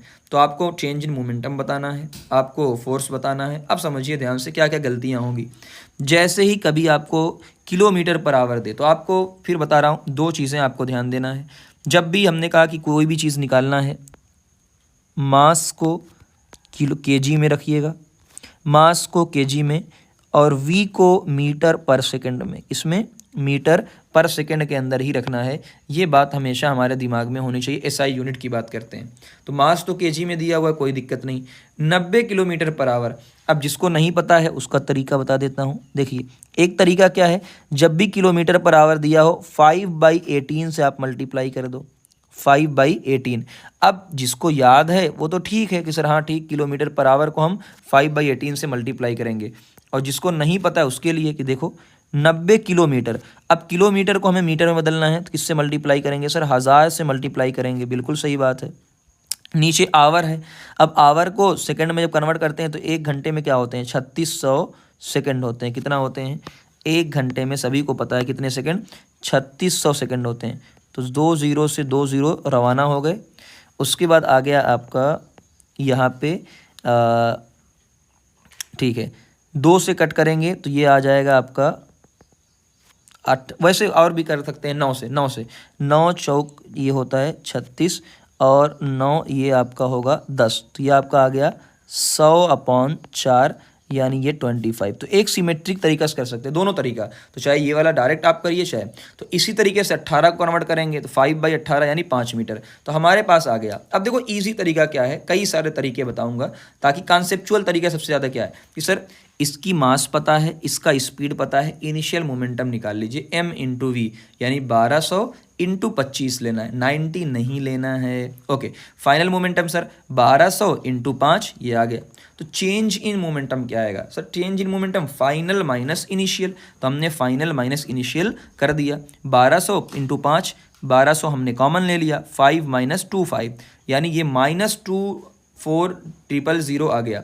यूनिट क्या होगी? मास की केजी होती है और वेलोसिटी की मीटर पर सेकंड। तो एक तरीका तो ये है एकदम इजी, मतलब दूसरा डायरेक्ट तरीका delta P M V minus U, जो हमने एकदम शुरुआत में बात की थी, है ना, डेल्टा पी। ठीक है, डायरेक्ट फार्मूला अप्लाई कर लो। अब आ गया, अब जैसे ही बताइए मोमेंटम में चेंज हुआ कि नहीं हुआ? हाँ, तो मोमेंटम में चेंज करता कौन? फिजिक्स बोलो, हमेशा फार्मूले पे स्टिक थोड़ी रहेंगे। हम बोलेंगे हाँ सर मोमेंटम में चेंज हुआ है, स्पीड चेंज हुई, मोमेंटम में चेंज हुआ है, तो मोमेंटम में चेंज फोर्स करता है, तो आइए फोर्स निकालते हैं। तो माइनस, और ये टाइम कितना दिया था? 4 सेकंड, तो ये आपका आ गया -6000 न्यूटन। क्या मतलब है सर? स्पीड कम हो रही है। ध्यान से देखिए सर स्पीड कम होने का मतलब ये है कि आप अपोजिट डायरेक्शन में फोर्स लगाएंगे। बिल्कुल, तो देख लो, तो ये फोर्स रिटार्डेशन का है, ये मोमेंटम डिक्रीज करेगा, ये फोर्स रिटार्डिंग है। और दूसरा तरीका क्या है सर? फोर्स होता है, आपने बताया, मास इंटू एक्सेलरेशन। हम एक्सेलरेशन निकाल लेंगे।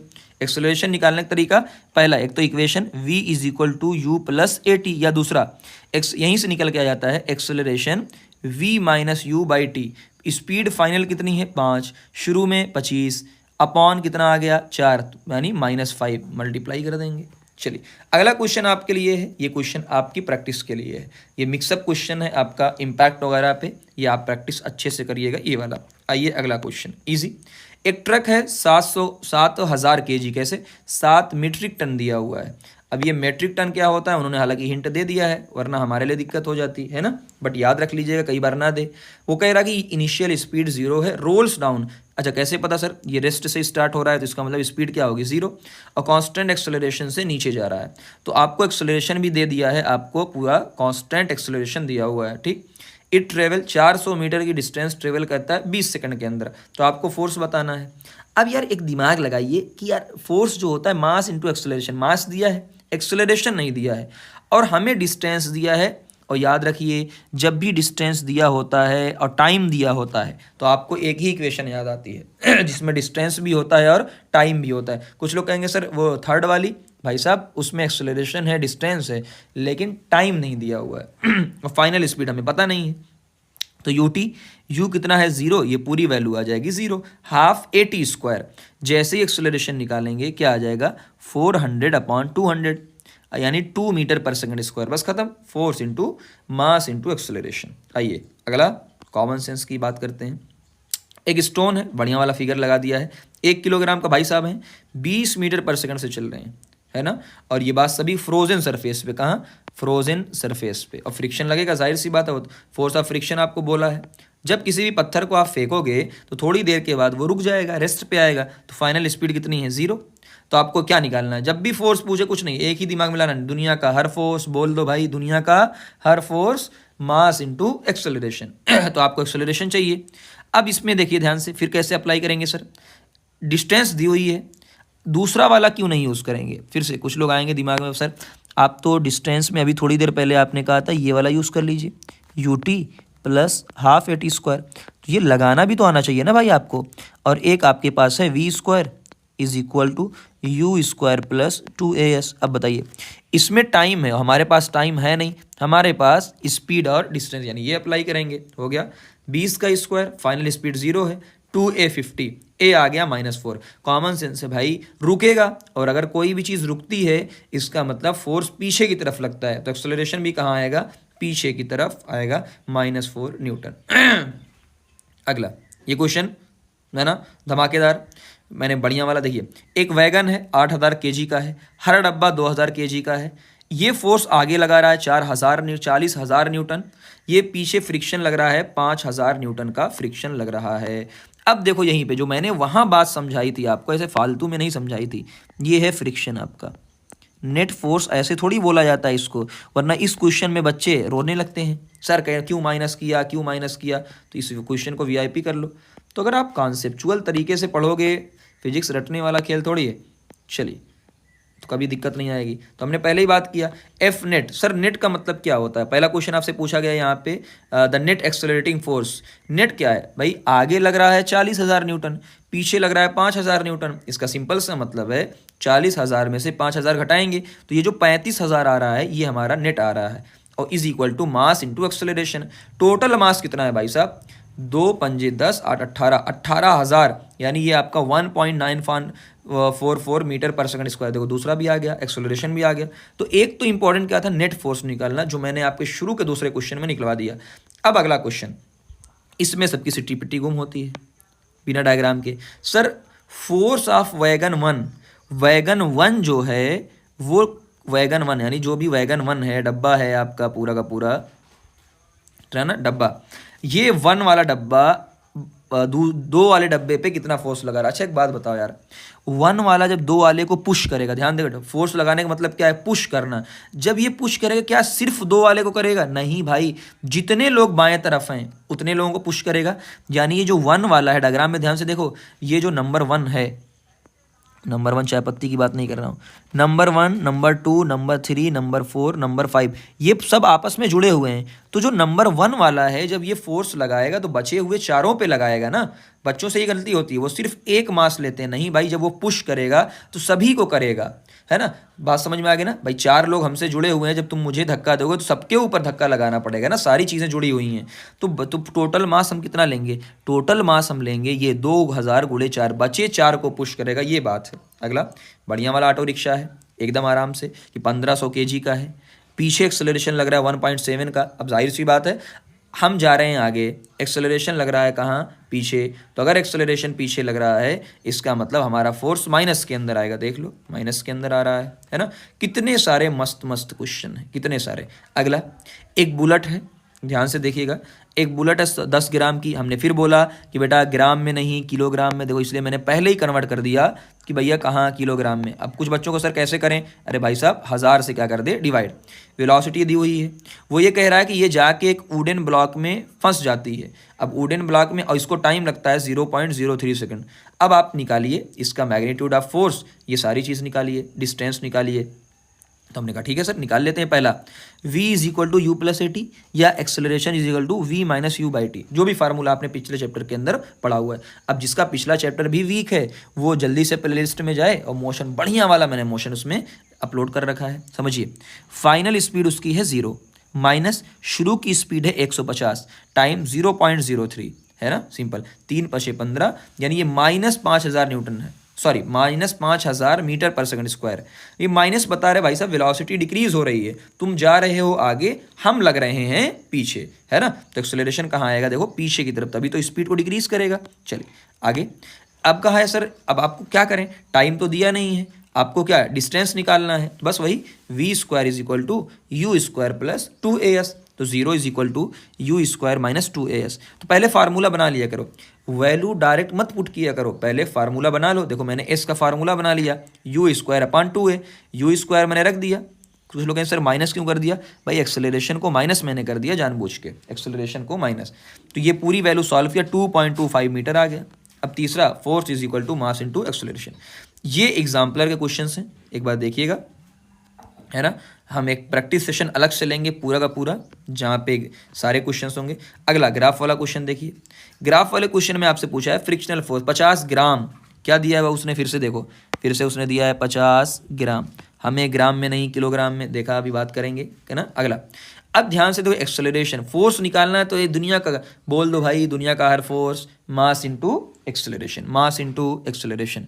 मास एक्सेलरेशन कैसे निकालेंगे, स्पीड चाहिए उसके लिए। देखो शुरू में स्पीड कितना है 80, तो ये आपकी क्या हो गई initial speed, initial speed. Final क्या हो जा रही है 0, देखो यहाँ पे फाइनल क्या है 0, तो ये क्या हो गई है आपकी 0 हो गई है, बस निकाल लो। 0 - 80/8 यानी अच्छा टाइम 8, देखो पूरा 8 सेकंड लग रहा है 0 होने में, तो यानी -10 मीटर पर सेकंड स्क्वायर। तो फोर्स = मास × एक्सेलरेशन। मास फिर बोला, मास किस में, kg में, किस में भाई साहब, kg में, बस इतनी गलती यही होती है, हो गया। चलिए, तो ये बहुत सारे क्वेश्चंस, अभी भी और सारे क्वेश्चंस हैं जो हम करवाएंगे आपको और बढ़िया। ये क्वेश्चन नंबर 19 सबसे वीआईपी क्वेश्चन है, एक बार देखिएगा, हम इसका एक बार अलग से पूरा प्रैक्टिस सेशन लेंगे, है ना, न्यूटन लॉ ऑफ मोशन का अलग से प्रैक्टिस सेशन लेंगे। तो ये बहुत फेवरेट क्वेश्चन है, मेरा बहुत फेवरेट क्वेश्चन है, ये मेरे नोट्स में भी है ना, और ये एग्जाम्पलर में भी है। ये वाला क्वेश्चन भी बहुत फेमस क्वेश्चन है। आइए अब आते हैं एक और नोट पॉइंट पे। नोट पॉइंट क्या है कि देखो, F = ΔP/ΔT। अगर मैं टाइम को इंक्रीज कर रहा हूँ, अगर मैं टाइम को बढ़ा दे रहा हूँ, तो यहाँ से देखो, अगर टाइम को बढ़ाऊंगा तो फोर्स क्या होगा, डिक्रीज, और अगर फोर्स डिक्रीज होगा इसका मतलब इम्पैक्ट कम पड़ेगा, इसका मतलब ΔP भी क्या होगा, ΔP डिक्रीज होगा, और ΔP मतलब क्या है, इम्पैक्ट हमारा कम होगा। ΔP डिक्रीज का मतलब, ΔP का इम्पैक्ट कम होगा, और इम्पैक्ट कम होगा तो हमें चोट भी क्या लगेगी, कम लगेगी। जैसे एग्जांपल, ये क्वेश्चन आपसे पूछा जाता है बार बार, बहुत फेमस और वीआईपी क्वेश्चन है ये वाला, कि जब आपके हाथ में या क्रिकेटर के हाथ में देखो बॉल आ रहा है ना, ये कैच करता है, तो बॉल हाथ को पीछे क्यों ले जाता है। अब खुद सोचो, अगर तुरंत पकड़ लेता टाइम कम लगता। मैंने माना कि पहले ये 1 सेकंड, कितना सेकंड लगा उसको, 1 सेकंड, 1 सेकंड, है ना, लेकिन जैसे नीचे जा रहा है 2 सेकंड, और नीचे जा रहा है 3 सेकंड, और नीचे एकदम लेके जा रहा है तो पीछे 5 सेकंड।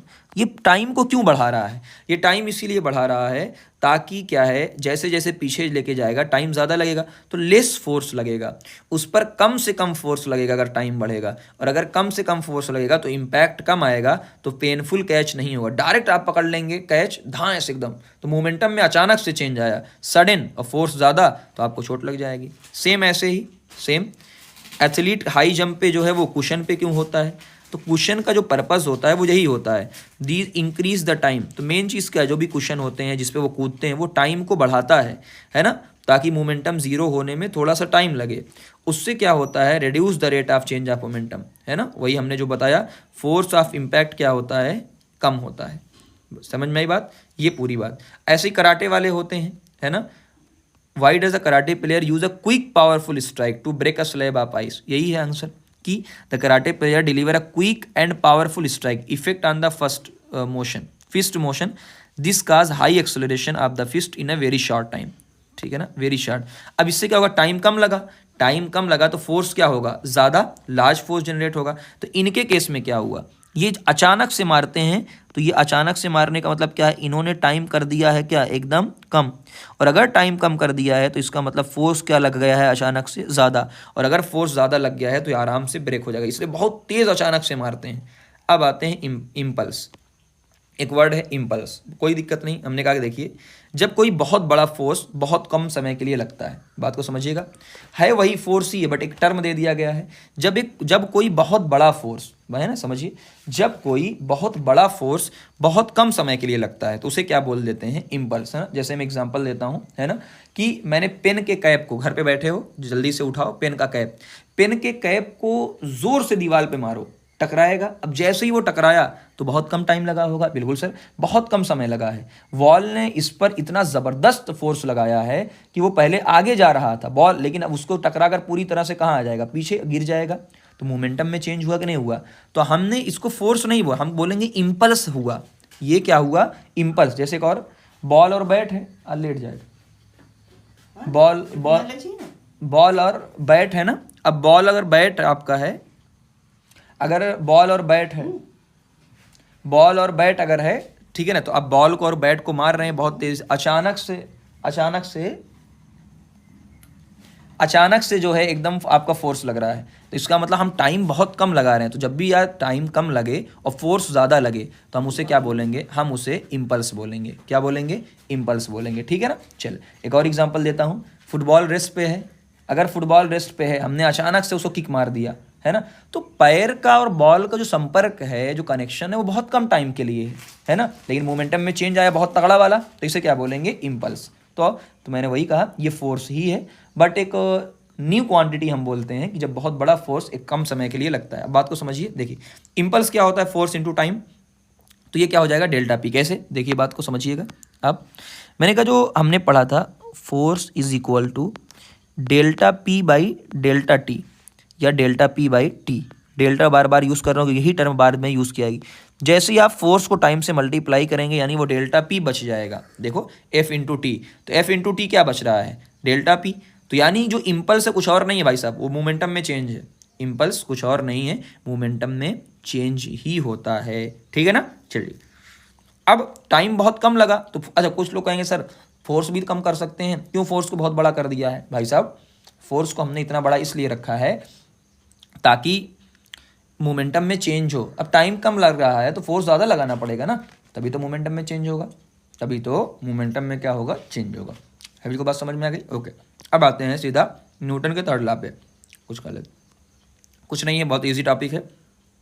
देखिए न्यूटन का जो थर्ड लॉ है वो आपको बताता है एवरी एक्शन, जितने भी दुनिया में एक्शन होते हैं उनका इक्वल और अपोजिट रिएक्शन होता है, इक्वल और अपोजिट रिएक्शन होता है। जैसे अगर मैं एक ए फोर्स एक्सर्ट कर रहा है बी पे, एक्शन दे रहा है, तो बी उतना ही इक्वल फोर्स एक्सर्ट करेगा अपोजिट डायरेक्शन में, किस पर, ए पर, है ना। चलिए इसको अच्छे से समझते हैं बात को, और उसके बाद एक बहुत इंपॉर्टेंट बात करते हैं जो आपको थोड़ा सा समझ में आएगी। जैसे एग्जांपल देखिएगा, आप धीरे धीरे इसको पढ़ेंगे, मैं एग्जांपल वाइज ले रहा हूँ। पहला एग्जांपल नंबर 1, तब आपको, और ये सारा ऐसे नहीं कि मैं चाहे जहाँ से ले रहा हूँ एग्जांपल, ये आपकी बुक से एग्जांपल ले रहा हूँ। देखिएगा ये 2 मास हैं, आपने क्लास, ये मास m1 में मानता हूँ इसको, मास m1 क्लास 8th में एक चीज़ पढ़ी होगी, ग्रेविटेशन फोर्स, है ना। 2 मास हमेशा आपस में क्या करते हैं, अट्रैक्ट। अब ये मास क्या कर रहा है, देखो m2 क्या कर रहा है, m1 को अट्रैक्ट कर रहा है, तो उतने से ही ये m1 भी उसको क्या करेगा, अट्रैक्ट। तो यानी जो F1 है वो F2 दोनों, है ना, दोनों।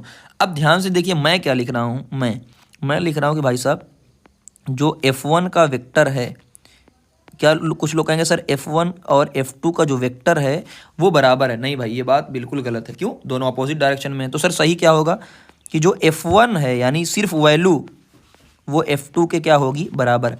तो लेकिन इक्वल और अपोजिट है, देख लो। तो पहला एग्जाम्पल मैंने आपको बता दिया, इक्वल। दूसरा, 2 मास हमेशा आपस में क्या करते हैं, अट्रैक्ट करते हैं। एग्जाम्पल नंबर 2, अब यहाँ से आपको बताता हूँ, समझिएगा और अच्छे से बात को समझ में आएगा। ये अपनी क्या है, ये आपकी अर्थ है, बिल्कुल सही बात है सर, ये अपनी अर्थ है, और ये अर्थ के ऊपर एक छोटू सा मास रखा है, ये अर्थ के ऊपर एक छोटू सा मास रखा है। तो मैंने इसको माना m और इस पूरे अर्थ को माना कैपिटल M। अब एक बात समझिए, ये होता है अर्थ का सेंटर, और ये बात हर किसी को पता है कि अर्थ किसी भी ऑब्जेक्ट को अपने सेंटर की तरफ अट्रैक्ट करती है, बिल्कुल। तो ये अट्रैक्ट करेगी, ये क्या कर रही है, अट्रैक्ट कर रही है। और ये अट्रैक्ट जो कर रही है वो मैंने माना एफ फोर्स से अट्रैक्ट कर रही है, जिसे हम ग्रेविटेशन फोर्स बोलते हैं। क्या बोलते हैं, मैं जानबूझ के एक फार्मूला लिखता हूँ, जी कैपिटल एम एम अपान जो इसकी रेडियस होती है आर स्क्वायर। अब जितने से अर्थ इसको अट्रैक्ट कर रही है, इस मास को, ये मास भी उतने से ही अर्थ को क्या करेगा, अट्रैक्ट करेगा।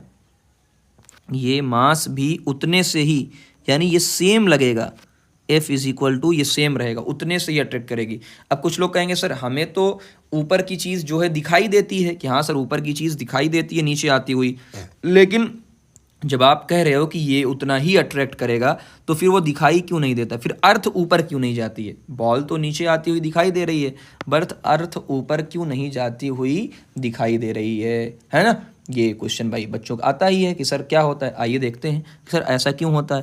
तो हमने कहा बेटा फिजिक्स में हर चीज़ का जवाब है। देखिए फोर्स क्या होता है, मास अपान मास इंटू एक्सेलरेशन। जब आप एक्सेलरेशन निकाल रहे हो किसका, अर्थ का, किसका निकालोगे, अर्थ का, तो फोर्स जो भी है अपना अपॉन क्या है, मास, किसका मास रखोगे, अर्थ का। अब बताओ अर्थ का मास जानते हो कितना होता है, अर्थ का जो मास है मैं यहाँ लिख देता हूँ, अर्थ का जो मास है वो तकरीबन 6 × 10⁻24 होता है, तकरीबन जो मुझे एग्जैक्ट याद नहीं है, लेकिन ये वो मतलब अप्रॉक्स 6 × 10 एग्जैक्ट मत जाना 24 kg इतना होता है। तो बताओ तो क्या कुछ एक्सेलरेशन आएगा, नहीं, कुछ एक्सेलरेशन नहीं आएगा, कुछ एक्सेलरेशन नहीं आएगा। बात समझ में आ गई। तो ये इसीलिए मूव करता हुआ दिखाई नहीं देता है। तो एक्सेलरेशन क्या है, अप्रॉक्स 0 के बराबर है। लेकिन बट न्यूटन का थर्ड लॉ है, तो हम कहेंगे भाई, बिल्कुल कहेंगे, डंके की चोट पे कहेंगे, ये बात है ना, हम डंके की चोट पे कहेंगे, बिल्कुल सही बात है। चलिए एक और बात बताता हूँ, ये मास ये हो गया 2, आइए 3 वाली बात कर लेते हैं। 3 हमने कहा कि देखो अब बताता हूँ आपको नॉर्मल फोर्स क्या होता है, जो एग्जांपल मैंने दिया हुआ था। देखिए नॉर्मल फोर्स क्या होता है उसको देखिएगा। ये एक और ब्लॉक है, ये 2 ब्लॉक हैं जो आपस में कांटेक्ट हैं, तो मैं इसको इसे दिखाता हूँ। ये 2 ब्लॉक हैं जो आपस में क्या है, कांटेक्ट। और याद रखिएगा ताकि आपका ये भी पोर्शन क्लियर हो जाएगा, टाइम दे रहा हूँ, कि भाई साहब जो नॉर्मल फोर्स होते हैं है ना, वो कांटेक्ट फोर्स होता है। देखिए ये आपका है 2 ब्लॉक हैं, तो मैंने कहा ये M1 है और ये M2, तो यहाँ से 2 पॉइंट, इसलिए मैंने इसको बचा के रखा हुआ था, और यहाँ आपका फोर्स लग रहा है। और ये सब बातें आपको नहीं मिलेंगी कहीं और, ये आपका है। अब समझिए ये फोर्स, अब जब भी कोई 2 बॉडी कांटेक्ट में होती है, जब भी कोई 2 बॉडी कांटेक्ट में होती है तो उसमें फोर्स लगता है। अब इसको मैं अलग कर रहा हूँ, इसको मैं ब्रेक कर रहा हूँ, ब्रेक करने का मतलब इसको मैं अलग लगा रहा हूँ, समझिए।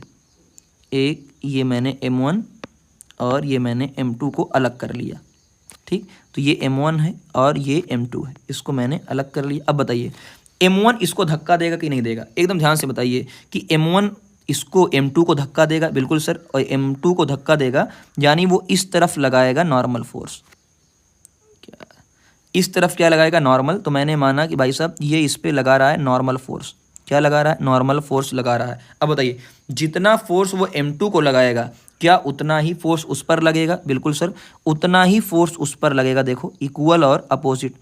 अब यहाँ पे एक बात मैं बताता हूँ आपको ध्यान से, कि जो फोर्स होते हैं वो इक्वल होते हैं मैग्नीट्यूड में, यानी जितना नॉर्मल इधर उतना नॉर्मल इधर, जितना फोर्स राइट में उतना लेफ्ट में, अपोजिट डायरेक्शन में होते हैं। They act on a different body. एक पॉइंट को ऐड करता हूं जो बुक में नहीं मिलता है, सेम नेचर।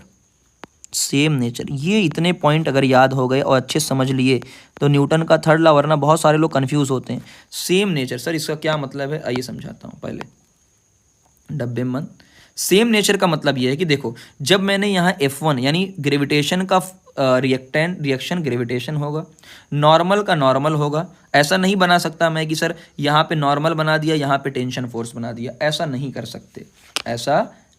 सकते हैं। बात समझ में आ गई सबको। चलिए एक और बात बताता हूँ, चलिए 3 तरीका हो गया, चौथा, ताकि आपको 100% तरीके से क्लियर हो जाए। चौथा, तो मैंने नॉर्मल भी बता दिया कि जब बॉडी दो कांटेक्ट में होती है तब। टेंशन फोर्स कहाँ लगता है? रस्सी के अंदर। तो मैं टेंशन बना देता हूँ, चलिए टेंशन की भी बात कर लेते हैं। तो कई बार आपको ये पढ़ने को मिल जाता है कई पर जगह कि सर टेंशन फोर्स क्या होता है, तो भाई कुछ ना छूटे हमसे। तो चलिए ये मैं आपके सामने बना रहा हूँ टेंशन फोर्स, एकदम ध्यान से बात को समझिएगा, please wait. Okay, tension force, तो ये मैंने माना कि ये M1 है, ये आपका M2 है, ठीक। और इनके बीच में एक रस्सी है, ये रस्सी लगी हुई है और ये इसको खींच रहा है F फोर्स से, ठीक। यहाँ अब याद रखिएगा, जब भी कभी रस्सी आ जाए, जब भी कभी रस्सी आ जाए तो यहाँ पे आता है टेंशन फोर्स। रस्सी में क्या आता है? अब हमें टेंशन, ये रस्सी के अंदर टेंशन फोर्स आया, किधर होगा, है ना। अब रस्सी हमेशा पुल करती है, तो मैंने कहा जो टेंशन होता है वो हमेशा पुल करता है, खींचता है। चलिए ठीक है, बनाते हैं इसको एक बार और ताकि ये पूरा ख़त्म हो, कि ताकि देखो दो दो बातें, एक तो आप फोर्स के बारे में जानकारी हासिल कर रहे हो, ऊपर से न्यूटन के लॉ के बारे में जानकारी हासिल कर रहे हो। हाँ चलिए देखिए ध्यान से, मैंने कहा ये जो M1 है और ये जो आपका M2 है, M2 है और ये फोर्स है, ठीक है, ये फोर्स है। अब रस्सी जो खींच रहा है, ध्यान से देखिए, M1 को कौन खींच रहा है? तो मैंने कहा सर M1 को ये टेंशन खींच रहा है, पुल कर रहा है, टेंशन M1 को खींच रहा है। थोड़ा सा लगता है चार्ज की वजह से प्रॉब्लम हो रही। चलिए ये क्या हो रहा है? खींच रहा है। अब जितना लगा क्या एक्शन किस पे? M1 पे, उतना ही ये क्या लगाएगा? देख लो, एक्शन रिएक्शन, तो ये उसका रिएक्शन लग गया। तो टेंशन का टेंशन ही होगा, ऐसा नहीं कि टेंशन का नॉर्मल हो जाए। तो मुझे ऐसा लगता है कि आपको पूरी बातें समझ में आ गई होगी, एक्शन और रिएक्शन। अब इस पे देख लेते हैं क्वेश्चन, जैसे why do both player get hurt when they collide, जब ये कोलाइड होते हैं तो क्यों हर्ट हो जाते हैं? एक्शन का रिएक्शन लगता है, क्यों? सब एक्सप्लेनेशन देखिए ध्यान से। एक्सप्लेनेशन ये है, when two player run into each other, each player exert a force on other. तो पहली बात है एक दूसरे पर फोर्स लगाएंगे।